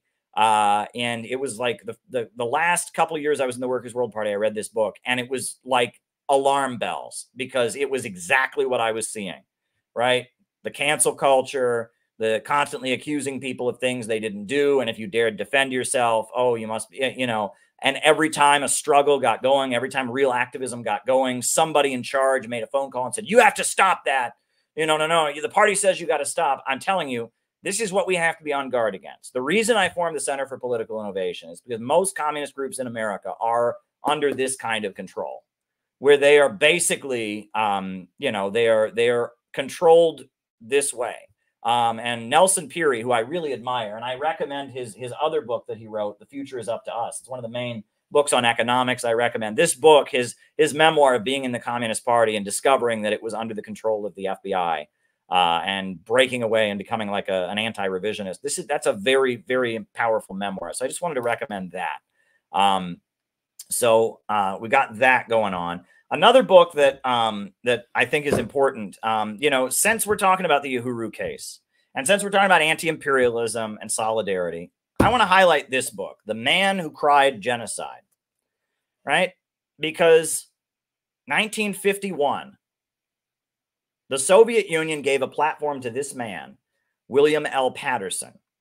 William L. Patterson, he was a member of the Communist Party, an African-American, and he compiled a 200-page document exposing Jim Crow segregation, exposing poverty and lynching and all the horrors that were forced on the black community. He compiled this document, and the Soviet Union, Stalin, brought, the Stalin government, the Soviet Union, gave him a platform at the United Nations to read a document called We Charge Genocide to the entire United Nations. And that was huge, right? And that was before Dr. Martin Luther King Jr. That was before the Montgomery bus boycott. That was before the civil rights movement had really gotten going. This man was brought to the United Nations headquarters in New York by the Soviet government and given a platform to call out racism in America. And that is why the U.S. government is so desperate to suppress groups like the Uhuru movement, because they know that the people of the world are struggling against the imperialist system. And they know that. And then they know that the black people of America have been struggling against imperialism. They know that the people of China have been struggling against imperialism. They know that the Russian people have been struggling against the imperialists. They know that the U.S. working class, when they fight for higher wages, when they fight for health care and jobs, they're fighting against the imperialists. And what they are very afraid of is the people of the world coming together as one to reject the imperialist system. Imperialism is a system. It's not a word for aggression. It's not something, it's not a policy. Imperialism is a system. It is the rule of the world by big banks and big corporations, right? And what the American government is very afraid of is the kind of thing like we put out in this book.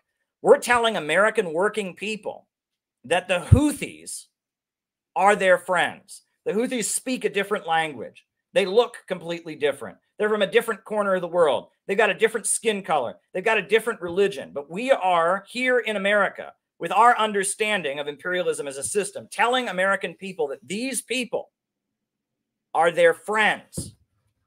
And that is something the imperialists are terrified of. They don't want anyone to realize this. They are afraid of anti-imperialist solidarity and unity.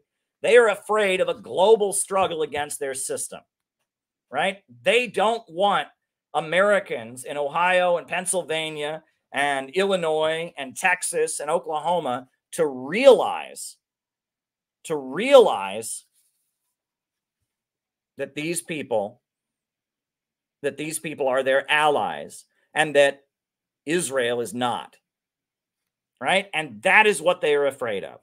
And our job as revolutionaries in the United States is to get the American people to team up with the people of the world against the big banks and corporations, against the big monopolies.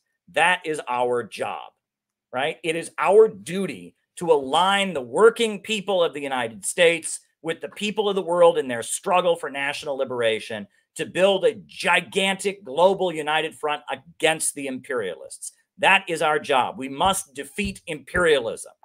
It's about defeating imperialism. And that is what it means, right? And you can call it Marxism, Leninism. You can call it 21st century socialism. You can call it the city building tendency. You can call it whatever you want, but we must be anti-imperialists, and we must be aware of the tricks that our enemies use against us. We must stand with all who are under attack, and we've got to build a real organization, a real community of people.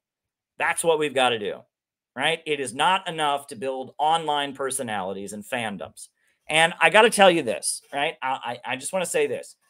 One of the reasons that it's not enough to build online communities and fandoms is because you will notice how easily online communities and fandoms are torn apart over stupid, irrelevant things.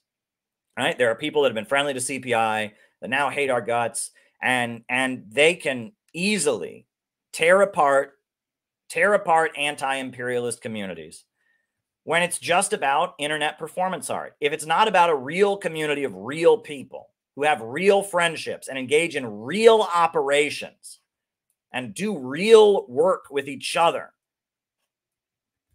if it's not about people living in struggle together and learning to love each other and learning to support each other and learning to be patient with each other and learning to teach one another and learn from one another, if it's not about that, if it's just an internet show, we're never going to stand together. It's just competing internet brands.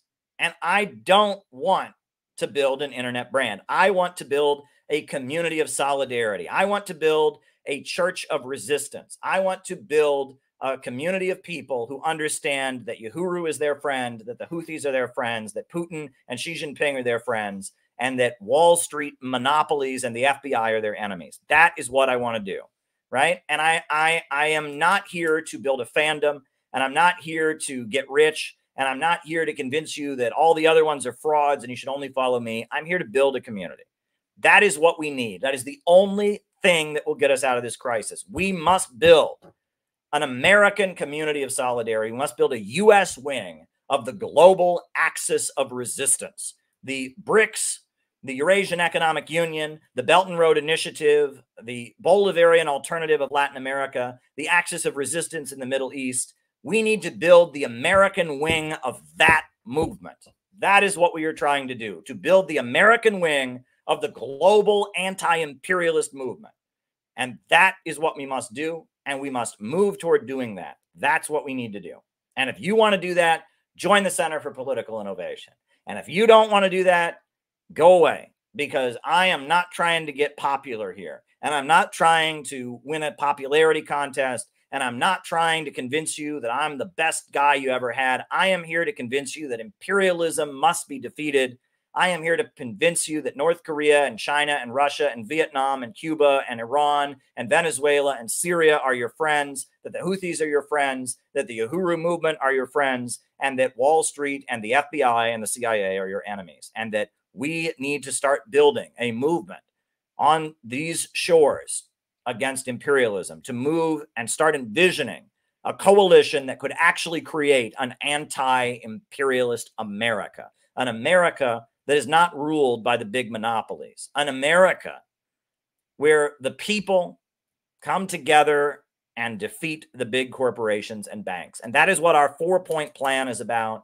That is what our program calling for a government of action to fight for working families, that is what it's about, right? We are in favor of defeating the imperialists. We are the real American patriots, the ones who truly love their country, because we realize that its only future is breaking free from Wall Street. That's what we are about. So I'm going to put on a clip. And then I'm going to say a couple more things. And then we'll start, we'll do the roll call and we'll start answering super chats. But I'm going to put a clip on first, right? I like this clip and we don't use it enough. I find it very inspiring.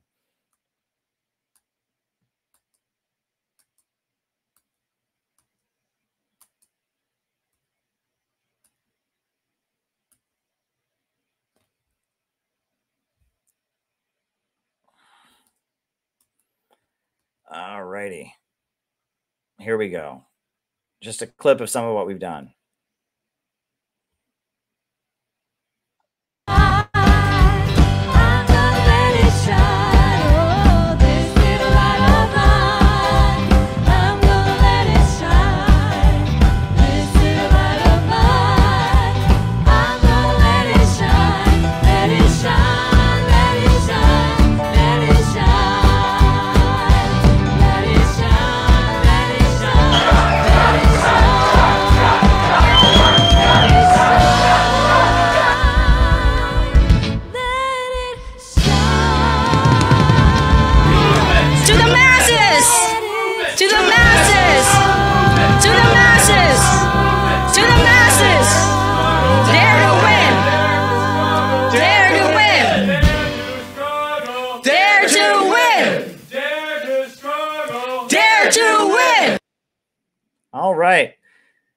All right, folks.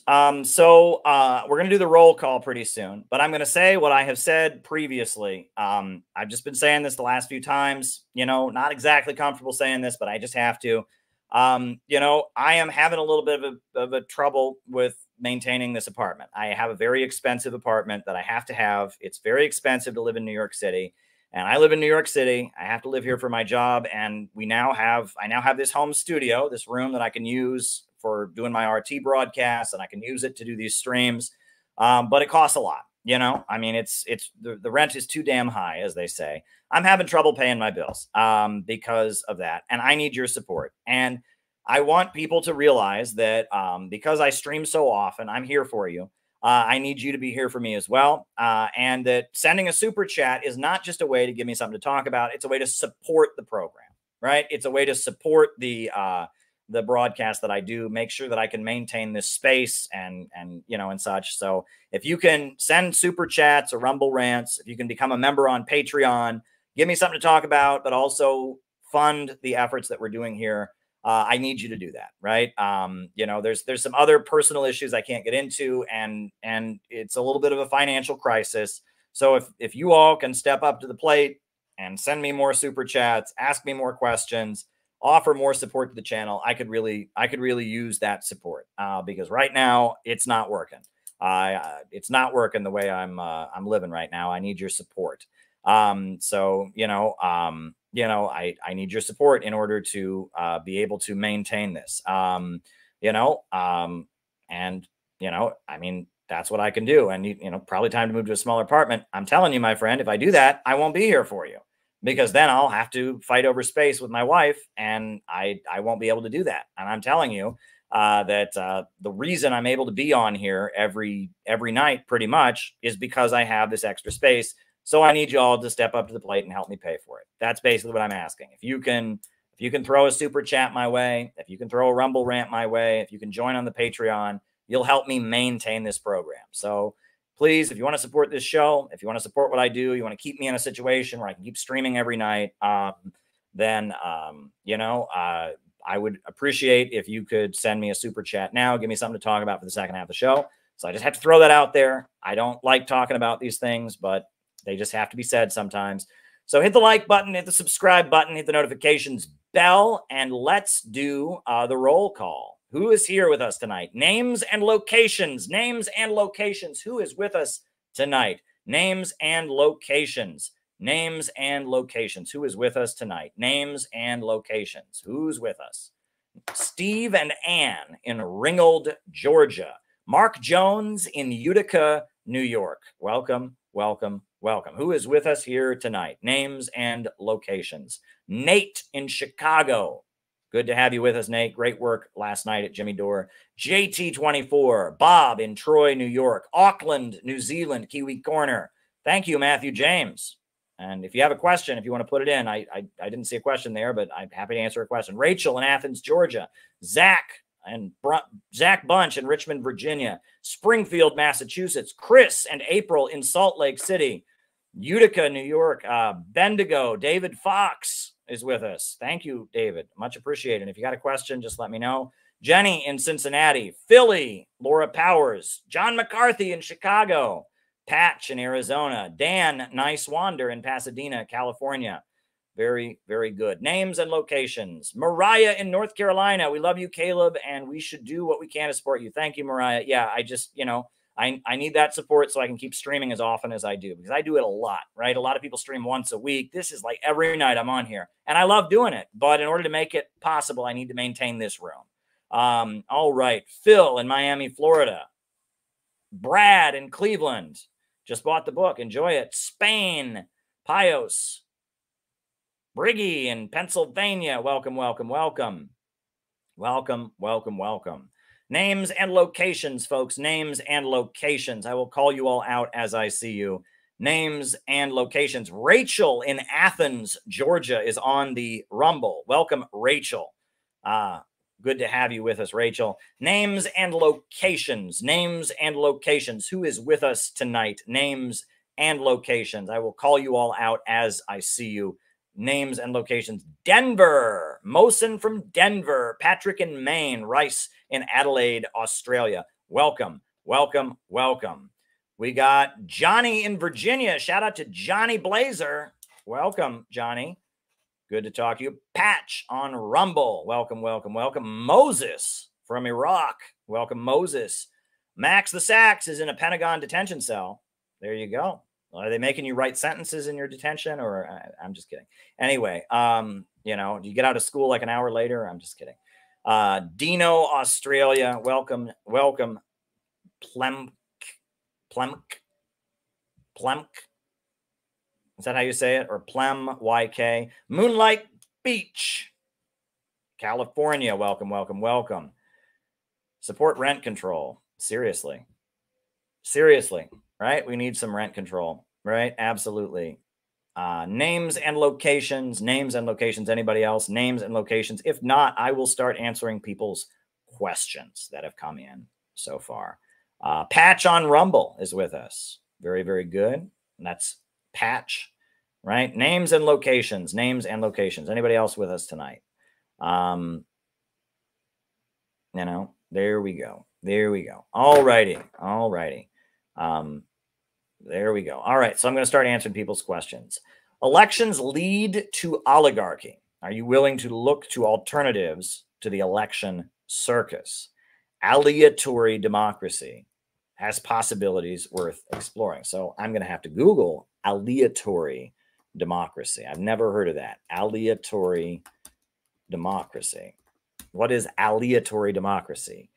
It's sortition, right? It's where you randomly pick people to rule. That's what you talked about last night. Well, look, there's a lot of different models, and many people have pointed out that, you know, in countries where they have proportional representation for political parties, there's, you know, that things are more blatantly democratic, right? You know, the elections reflect the will of the people much more. There are many things about our electoral system that are bullshit, right? Like the Electoral College, right? That doesn't make any sense, right? You don't vote for candidates, you vote for, you know, your state and who it gives its electoral votes to. If you're a Republican in New York, forget it, right? Even though most of upstate New York are Republicans, New York City is Democrats, cancels them out, right? If you're a Democrat in Texas, even though Texas is, you know, Austin, Houston, many Democrats there, but the state is overwhelmingly Republican, so your vote doesn't count. The Electoral College is bullshit. The fact that U.S. territories don't get to vote, right? I mean, could you imagine, right? If in Russia they had an election and they said, oh, you know, one of the republics doesn't get to vote. You know, we would never hear the end of that here in the United States. They'd be like, oh my God, that's unbelievable. But when we have a presidential election, not only do we have this bullshit Electoral College thing, do you know how many electoral votes Puerto Rico has? 0. Do you know how many electoral votes Guam has? 0. Do you know how many electoral votes the U.S. Virgin Islands have? 0. It is Samoa, American Samoa. How many votes does American Samoa have? 0. So there's all kinds of people who are U.S. citizens who have to live under the U.S. federal government, and they get absolutely no say in who the president is. And they don't have any seats in Congress, and they don't have any electoral votes. And yeah, I mean, so Washington, D.C., people who live in D.C., how many electoral votes do they have? They have 1 symbolic electoral vote. It means nothing. It's pretty much irrelevant, right? So, you know, there's many aspects of the U.S. system that are not democratic. But rather than trying to make the U.S. more democratic, I'm focused on the economic struggle, right? And that you know, if we passed some law to get rid of the Electoral College or all of that, the chances of that happening, because the people that are in power now all got elected by the current system, right? And that we understand that the superstructure, the electoral system, all that reflects the underlying economic base. My focus is raising awareness about the system of imperialism and the need to oppose it, not trying to toy with election laws. But, more power to you in looking to, you know, more effective and more representative alternatives to our electoral system here in the United States. I think that's a noble thing to investigate. But I don't think the issue is our electoral system. So there we go. All righty. Next question. There are 2 different terrorist lists the U.S. keeps. Biden puts the Houthis on the lesser one with fewer penalties. The more severe one is FTO, not SDGT. That's interesting. Okay, so they're not an FTO, right? They're an SDGT. That's interesting, right? I know that this all started with Bill Clinton, right? In the 1990s, Bill Clinton passed the Anti-Terrorism and Effective Death Penalty Act, which was a law that was passed after the Oklahoma City bombing, which is crazy because the Oklahoma City bombing was not done by foreign terrorists. It was done by an American terrorist named Timothy McVeigh. And some people think it may have been, you know, FBI informers may have helped him do it or whatever. Not getting into that. Official story, Timothy McVeigh, and he did confess and say he did it, right? But after the Oklahoma City bombing, you remember at first they tried to say Muslims did it, and then they arrested Timothy McVeigh. He basically got caught and all of that. But they tried to say Muslims did it first. I remember that right after it happened. People were like, oh my God, it was the Muslims. And then it turned out to be Timothy McVeigh. That shows you that's how unbelievable it was. 9/11 hadn't even happened yet. This is the 90s. But they tried to blame it on Muslims. It wasn't Muslims. It was a white dude named Timothy McVeigh, who was a militiaman. And he did it on the anniversary of the massacre at Waco, right? Waco, Texas. You had the firebombing of a religious community, after a standoff. And so Timothy McVeigh was a gun rights enthusiast. He was a an anti-government, paleo-conservative libertarian militia dude. And so he blew up the federal building in Oklahoma City, and he killed a number of people, I think 161 people. And he was eventually given the death penalty. But right after the bombing of Oklahoma City, right after that, they passed this law called the Anti-Terrorism and Effective Death Penalty Act. And basically that law, it made it easier for states to execute people. It kind of overturned some of the federal vehicles that were being used, federal laws that were being appealed to stop executions. And it also created the designated foreign terrorist list, and had all kinds of, extreme penalties if you support one of those groups. And so that came from Bill Clinton. And that many people have pointed out that the foreign terrorist list is more or less just sanctions. If the USA doesn't like a group, they make the group untouchable in terms of sanctions. They make it so, no one can open a bank account for you. No one can do anything with you. No one can so much as, give you $5, right? If a homeless, if you read the law, it's ridiculously vague. But, people argue, if a homeless guy came up to you on the street and said, hey, can I have $5? And you gave it to him, and he happened to be a member of one of this huge list of groups, he would, you gave material aid to terrorism. You could go to jail for like 50 years or something crazy like that. It's a really awful law. Many people have also pointed out that the law is enforced selectively because the Mujahideen Khalq, which is an Islamic terrorist organization from Iran, right? They were on that list until Hillary Clinton delisted them in 2009. But throughout the entire 2000s, from the time of 9/11 and the U.S. invasion of Iraq until Hillary Clinton delisted them, all the major politicians in the United States were fundraising for them. Rudy Giuliani spoke at their events. Mark Ridge, what is his name? Tom Ridge, the Department of Homeland Security guy, spoke at their events. The U.S. government was fundraising for them. American politicians were having, events with them and advertising them. The Mujahideen Khalq, the MEK, was on the designated foreign terrorist list. And it didn't stop American government people from giving them guns, giving them weapons, giving them money, having fundraising events for them. They didn't bother to enforce it. And there have been Muslims, and this is even crazier, after 9/11, who have been convicted of aiding terrorism under the Anti-Terrorism and Effective Death Penalty Act, and they cannot name the group that they actually supposedly helped. If you look at the Holy Land Foundation, the Holy Land Five, these were leaders of the Council of American Islamic Relations, CAIR, in Texas. They arrested 5 of them, 5 wealthy Muslims from Texas who ran a charity that gave aid to Palestinians. And if you look at the details of that case, they never named a single terrorist group that these people had supported. They were, running food pantries and kitchens in Gaza. And it was alleged that somehow some terrorist group in Palestine got some funding or money from it. That was the allegation. But they could never actually prove which group, right? Was it Hamas? Was it the Popular Front for the Liberation of Palestine? They could not ever connect the Holy Land Foundation to any specific terrorist group, but they still convicted them, and they're all in federal prison. They're all in federal prison still for running soup kitchens in Gaza. So the Anti-Terrorism and Effective Death Penalty Act, and this is what I guess this answers the question from the earlier guy. Bourgeois legality. The problem is that our country is run by the ultra-rich. The problem is not that they don't play by their own rules, right? The Anti-Terrorism and Effective Death Penalty Act, sometimes it doesn't apply. Mujahideen Khalq, that murders Iranian nuclear scientists and all that, they were on the list, but whatever. All kinds of American politicians fundraised for them. And then finally, Hillary Clinton took them off the list. But they'd been killing people all that time, and no one cared, right? Right now, the Communist Party of the Philippines is on that list, but the American government is supporting them against China, right? And against Duterte and against the Filipino government. And they're playing their broadcasts over Radio Free Asia, and they're bombing specifically Chinese targets in the Philippines, right? And, they're still on the list. They're still a designated foreign terrorist group, but there you go. And meanwhile, then they convicted the Holy Land Five, and they couldn't prove any specific group they aligned with. So it goes to show you the issue is not the law.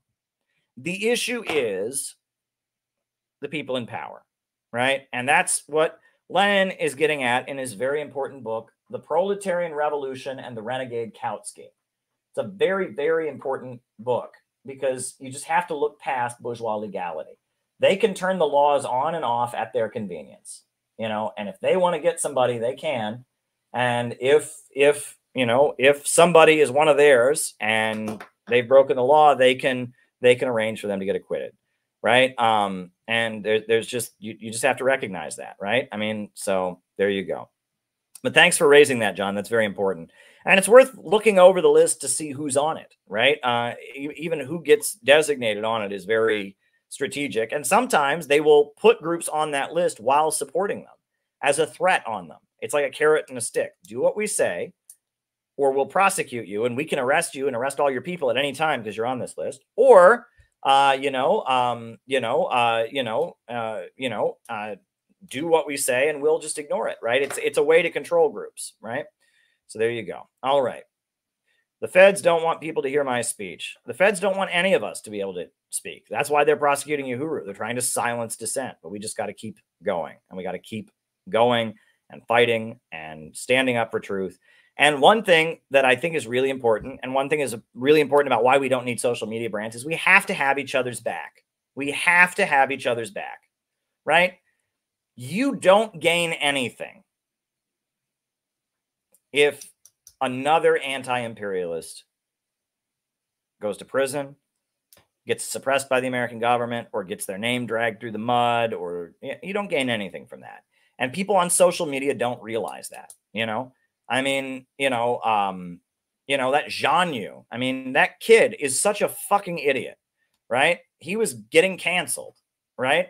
And he then was convinced that if he just denounced me loud enough and just talked against me loud enough, he was not going to get canceled.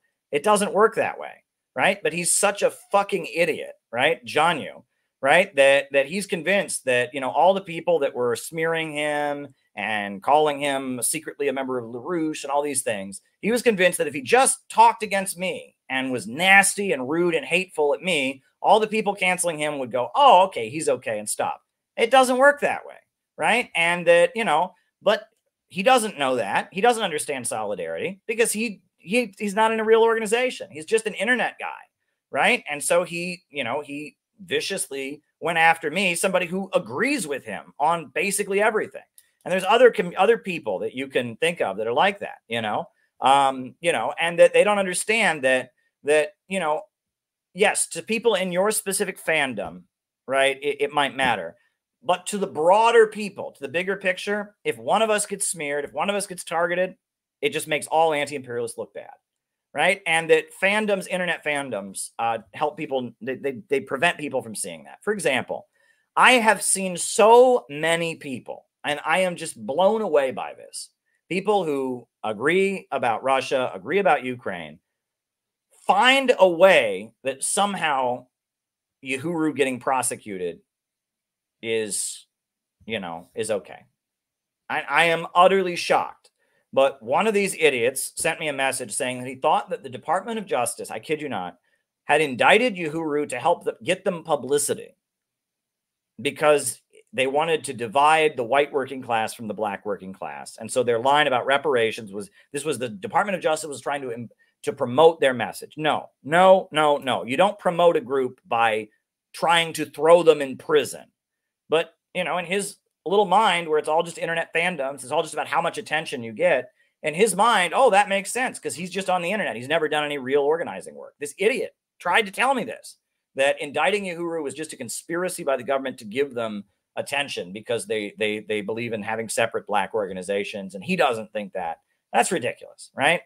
And I've heard a couple other ones. I mean, the capacity of dumb people on the internet to make convoluted excuses not to stand with a group of anti-imperialists when they're under attack is shocking to me. And it's cowardice, really what it is. It's cowardice and it's individualism, right? He's jealous of how much attention these people are getting. He's not getting that attention. So there's got to be some way something bad happening to them is good, right? And we see this all over the anti-imperialist internet. When something bad happens to somebody, all these people have it in their minds that, well, I'm competing with them because I want the attention, I want the likes. They're not thinking about the bigger picture. They're not thinking that to most people, all of us look the same. If you support Russia, if you support China, the mainstream media wants to portray you as a freak, as a weirdo, as a crazy conspiracy nut. And if one of us gets accused of something or gets arrested or imprisoned, to most people, they just see that as, see, one of the crazy nuts who supports China or supports North Korea. It doesn't help you, right? But if you're just living in your little internet fandom and you're viewing this as a competition about who can get the most views, who can get the most likes, who can get the most attention, you live in this alternate world where things like that make sense. I mean, this kid who sent me this message that said he thought the Uhuru movement were being indicted to get so the government could give them attention, right? That is unbelievable. And it's also a scarcity mindset, right? Because you don't achieve anything by competing. You achieve by creating. Whenever you get into the mindset that there's only so much and you got to grab as much of it for yourself, you fail, right? You know, and I read Wallace Wattles. Thank you, Tyler McConnell, for turning me on to Wallace D. Wattles, right? Read Wallace Wattles, the great socialist New Thought thinker. You don't compete, you create, okay?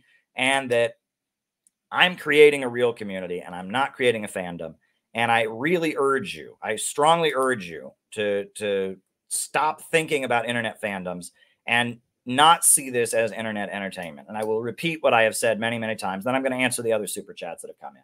But I'll repeat what I've said many, many, many times.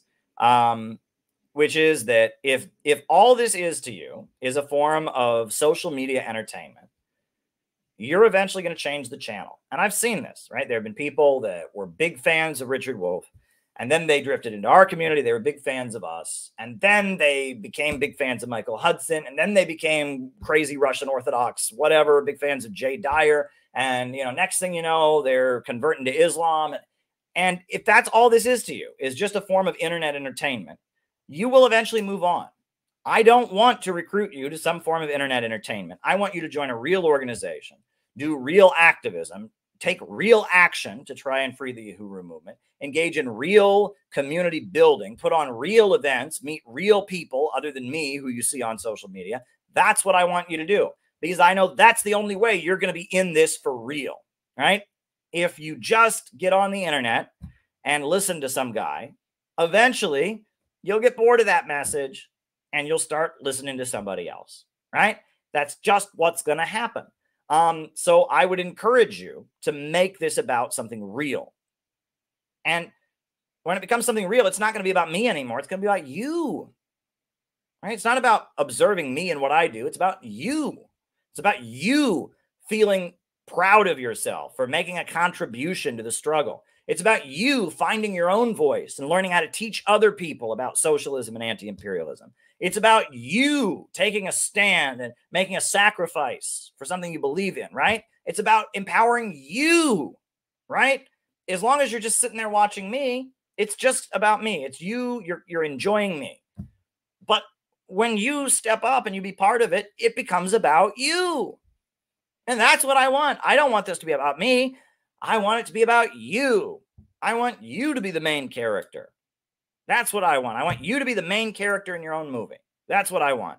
I want you to find the heroism within yourself, because I believe, as George Sorel wrote, that all of us have a desire to be heroic. I want you to find your inner desire to be heroic, and I want to unleash your inner desire to be heroic. That's what I want. That's what I want. I want you to find your inner desire to be heroic and stand up for truth and justice. And on that note, I'm going to start answering people's super chat questions. All right. So Matthew James, did you have another follow-up question, Matthew James, or was that just a super chat? Much appreciated. If you have a follow-up question, to go with that, great. Same for David Fox. If you have a question, feel free. Happy to answer your question. If We Burn, The Masked Processed Decade and the Missing Revolution by Vincent Bevins, the author of Jakarta Method. I have not read that. And that sounds very interesting because I pointed out that hashtag revolution, right? You know, you know, we all gather because we saw something on social media. We all gather and burn things down, but no real organization gets built. No revolutionary infrastructure is created. I pointed out that was not leading anywhere good. And Egypt is a great example of that. The Egyptian revolution of 2011, after 3 or 4 years, it became clear that the Egyptian revolution of 2011 did not make the situation better in the world or in the country. And that was a big moment. That was a big wake-up call for me, because the Egyptian revolution, it was this huge thing. This US-backed government was being toppled by protests in the streets, and it didn't lead to anything better. And in fact, objectively, things in Egypt have gotten worse since 2011, not better. Economic conditions, etc. You know, they've actually gotten worse.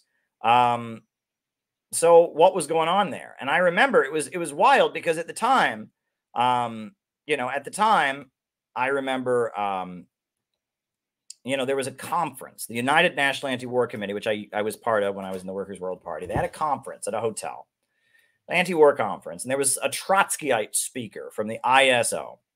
And he came and he gave a speech about the Arab Spring.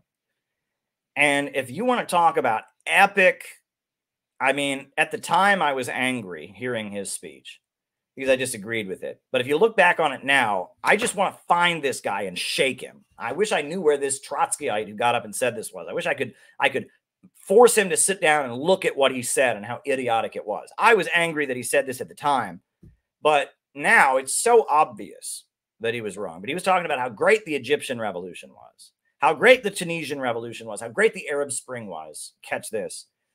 Because the Soviet Union is gone. Because the, quote, Russian Empire doesn't exist. And he said, if this uprising had happened during the Cold War, it would have been co-opted by Stalinists.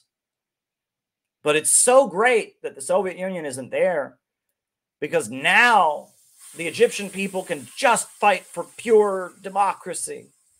And they're not being co-opted by Stalinists. And it's going to lead in amazing directions. The Cuban Revolution turned into something awful because Stalinist Fidel Castro co-opted it.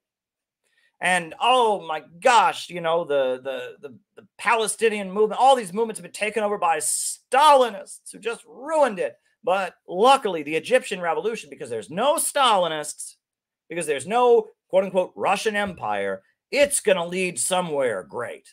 And I was pissed off when I heard it. But if you want to talk about somebody who was wrong, epically wrong at this point, I mean, my God, he was so wrong. He could not have been more wrong. And everybody looks at the Arab Spring and says, wow, the Middle East actually got worse. You know, the Middle East actually got worse, right? The Middle East actually got worse. And I mean, I can't believe they got up there and said that, you know? And I mean, oh, well, there's no Stalinists around. I mean, it was just shocking to me, right? And he's up there. I mean, it's like, you know, if it hadn't been for Stalinists, there wouldn't have been a huge victory for the civil rights movement in the 1960s. Okay. Like if it hadn't been for Stalinists, right, there wouldn't have been a Cuban revolution, and there wouldn't have been, you know, if it wasn't for Stalinists, we wouldn't have an 8-hour workday, for Christ's sakes, right? If you want to find that guy, he's probably working at AOC's office. John, that's not an exaggeration. That's literally probably true, right? The ISO dissolved into DSA, and AOC is in DSA, and DSA people work at her office. So you might actually be right, you know? You know, I mean, it is shocking that anyone would say something so wrong. And I knew it was wrong when I heard it in 2011, but now, you know what I mean? I'm just like, and when do these people ever apologize, right? These people who cheered for the Libyan revolution because Gaddafi was just so awful. And look at Libya now. These people who cheered for the Libyan revolution as a glorious uprising against Stalinist regime. Look at Libya right now, right? Where's the apology, right? These fake socialists that have been on the wrong side of everything, right? So there we go. All right. more super chats. So I guess what I'm saying, Philip, is I'd like to read that book because it sounds like it's pointing to what I've said, but it also points to the thesis of the City Builder Handbook, which is that revolution is not an act of destruction; it's an act of building, right? And that the whole point is you must build the new institutions, build the organizations, right? So there we go. All righty. What is your favorite John Pilger documentary? Why? Sorry to hear about financial struggles. Take good luck. Sure. Well, I appreciate your support. I met John Pilger. He came to the RT studio to do interviews about Julian Assange. It was really great to meet him, and talk to him. We talked about Ramsey Clark, who we both knew and worked with. We talked about anti-imperialism. We talked about Trump and how it's kind of thrown people out of class struggle. He's a great man in so many ways. I really liked his film, The Coming War on China. I liked his film about Zimbabwe, the film he made about Gaddafi, about Robert Mugabe and the revolution in Zimbabwe. I really liked that. I like John Pilger. I think he plays a very, very good role. I mean, he made great films. He was an anti-imperialist. I know he made a mistake during the overthrow of socialism in the late 80s, early 90s. He was thinking that somehow those protests would lead to something good, and he messed up. And he admitted that. He said, "Look, I was wrong." He said, "I was wrong about the overthrow of socialism." He thought that out of the protests in Eastern Europe, something good would come, and he was wrong. But he's apologized for that, and he admitted he was wrong. And he also, in his Coming War on China film, which you can watch on YouTube, it's a very well-made film. He talks about Deng Xiaoping theory and economics. It's very deep. It's very, very, very deep. So, yeah, I like John Pilger a lot. All right. Yiddish Glory, Yom Kippur without fascists. All right. I'll have to look it up. Sounds good. Sounds like an interesting song. Well, guys, I really appreciate all of you. I really do. Thank you for all of that you do, all your support. I'll probably be back. If not tomorrow, it'll be very soon. I'll probably be back, and I want to thank you all for all that you do. We'll be back. We're going to keep going. More video from the CPI convention is going to be coming out soon, so keep your eye out for that. Quick plug, if you are in the United States, please consider coming to our national gathering. It is taking place April 26th through 29th in Vermont. It's going to be a great weekend to get to know comrades, to figure out our organization and what we're like. I would like, check Rumble, something on Rumble. See, it didn't come. Oh, wow, there's a lot on Rumble. My goodness, I am so sorry. All right. See, that's weird. It didn't come through. Rumble is supposed to be coming through. Thank God, Mariah. Thank you. Thank you. I almost ended without answering that. Thank you. Thank you. Thank you, Mariah. All right. It almost ended without, because that's weird. The Rumble rants are not coming through on here. That's very weird. Okay. So let's start answering Rumble rants. See, that's weird. See, Rumble's chats are supposed to come through, but they're not. So, all right. So Rumble chats. First, Pranjbot says, thoughts on Michael Hudson's assertion that the purpose of the World Bank is to finance war. Well, my understanding is that the World Bank was set up as part of the Bretton Woods institutions, right? The new economic order that was coming into being after the end of the Second World War. You had Comecon, which was the Soviet bloc, and then you had the World Bank, the International Monetary Fund, and the World Trade Organization, the Bretton Woods institutions that kind of regulated and dominated control in the so-called free world and the capitalist world. That's my understanding. But I'm curious. I haven't read Michael Hudson's book on that particular thesis. And it's very true because NATO was set up at the same time. A lot of the NATO countries had to borrow money in order to spend money on weapons, and it's possible. Is the current iteration of AI, fruit of a poison tree curse, targeting countries like Venezuela, created a desperate labor force that process? Whoa, you lost me there, Delta Vive. I have no idea what you're talking about. All right? Is the current iteration of AI, fruit of a poison tree curse, targeting of countries like Venezuela, created a desperate labor force, process data for LLMs working for pennies? Delta V, I have no idea what you're talking about there. But I will say, right, that my understanding of the computer revolution and artificial intelligence is laid out very effectively and clearly. And I just follow the classic. Sorry about that. I'm just getting a book. I just hold your horses, folks. All right. I follow the classic ML understanding that in a rational society, technological advancement would be good, right? I talk about this in this book. I talk about overproduction. Self-driving cars should be a good thing. The same for AI. AI should be a good thing in a rational society.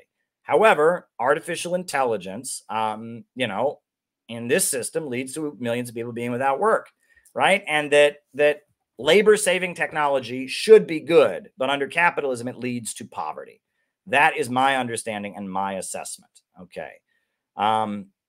This is Mariah. I have a question. I have to sleep. Just wanted to I don't have a question. I have to sleep. Just wanted to donate $10. Well, thank you. Thank you, Mariah. It is appreciated. And thank you for your support. And I appreciate people stepping up because that's what keeps this room open so I can keep doing this kind of work. So I appreciate it. I really, really appreciate it. And then there's another super chat. In which ways will the left weaponize BreadTube if Trump is elected? Or is BreadTube only weaponized to mislead the left? That's a good question. That's a good question. Now, I just saw the clip that is floating around of Donald Trump saying he's going to send more weapons to Ukraine and that he's not going to abandon Ukraine. He's going to send them even more weapons. And, you know, I don't know what's going on, right? I mean, it looks like they're getting ready for Trump to win again because Biden is just so bad. And I mean, but I don't know. I mean, I feel like they have circled their wagons to some degree and things change very rapidly. The next few months are going to be quite telling. You know, so I don't know what's going to happen.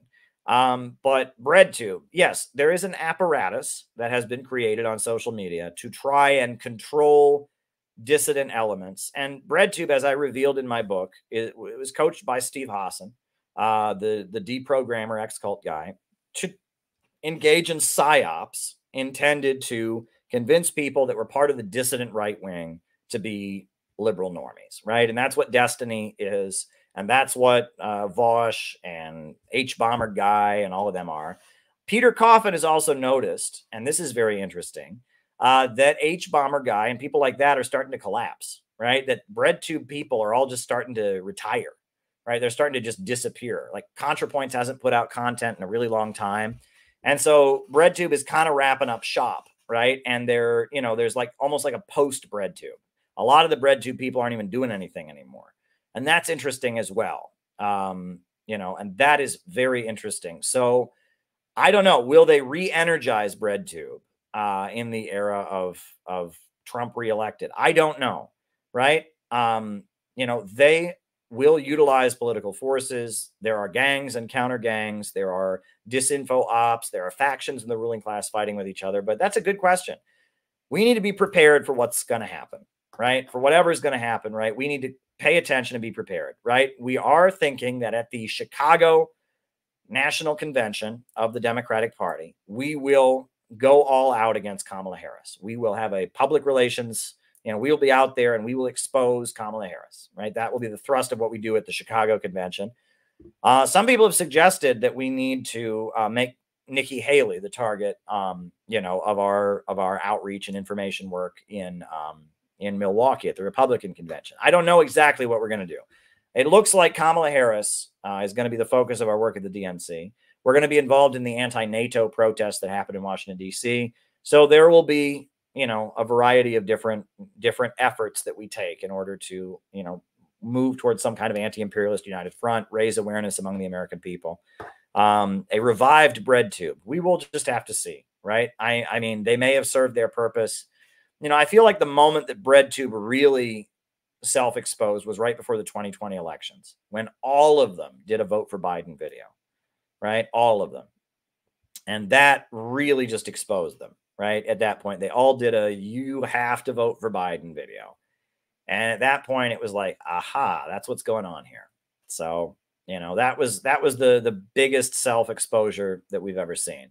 When they all did their vote for Biden video. I mean, all of them. And ContraPoints barely does anything at this point. I guess she's struggling with addiction. And, I obviously I sympathize with anyone who struggles with addiction. But, ContraPoints was not even doing anything. And suddenly she made this video about how if you don't vote for, not voting for Biden is like suicidal ideation. Right. It was weird. And Vosh was running the whole line about, oh, Hitler came to power because the social democrats, the communists wouldn't get together, which is not actually true. right? And I've debunked that before. That's a common Trotskyite lie and has nothing to do with voting for Joe Biden, because Joe Biden's not a social democrat or a communist. He's neither of those things. He's just a regular liberal. And so, you know, so even if that Trotskyite talking point were actually true, it wouldn't in any way reflect on Biden. Trump is not Hitler either. So, you know, but anyhow, that's kind of, you know, that's kind of where things are at. You know, it's worth, you know, I appreciate the people in our community that are trustworthy, that are not trying to get me to, you know, oh, fight this person for me, but are just kind of giving me info on these various people. Right. And again, I don't appreciate, oh my God, Caleb, did you hear what so-and-so just said? I bet you're going to, I don't appreciate that. Don't do that. But if you want to give me updates on what these people, because I try not to watch them because they make me so angry. But if you want to give me little updates here and there on what they are doing, you know, that would be appreciated. You know what I mean? You know, that's appreciated. Don't try to get me into a fight with somebody. Please don't do that. Right? Really, please don't. But I mean, if you want to follow these people and track what they're putting out, I mean, Peter Coffin follows that, and I follow Peter, and I'm in touch with Peter, but other people as well. You know, if you are able to kind of take notes of what the big bread tubers are saying, why they're saying it, etc., that's helpful, right? Because we need to keep track of these dissident trends and what they're saying. Now, Trump is not proto-fascist, right? You know, Biden is fascist. You know, you should read what fascism actually is. Fascism isn't people being racist or saying bad words. Fascism is an economic system. It's capitalism trying to save itself from a crisis of overproduction. You should really read this book and learn what fascism actually means, the economic foundations of what the Nazis did, and et cetera. Trump is not a proto-fascist. He's getting worse, though. A lot of what he's saying I really don't like, you know, lately. I mean, the stuff he's saying has been pretty bad lately. So I'm not pro-Trump, and Trump has been disappointing me a lot lately. But that said, I mean, he's not a fascist. And the Trump is Hitler, oh my God, that's so stupid. Okay. And it's really, Trump derangement syndrome is really a detriment, such a detriment. Right. And I really am proud of this community that we are the people that are smart enough to see through that. So on that note, folks, I will now, thank you for reminding me about the Rumble rants. I will now, at this point, put on the closing music.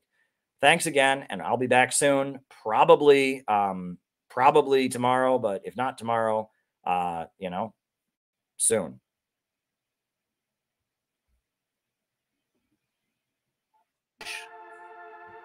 In the struggle against U.S. imperialism is now emerging throughout the world. Ever since World War II, U.S. imperialism and its followers have been continuously launching wars of aggression. But the people of various countries have been continuously waging revolutionary wars to defeat their aggression. And while the danger of a new world war still exists, and the people of all countries must get prepared, revolution is the main trend in the world today.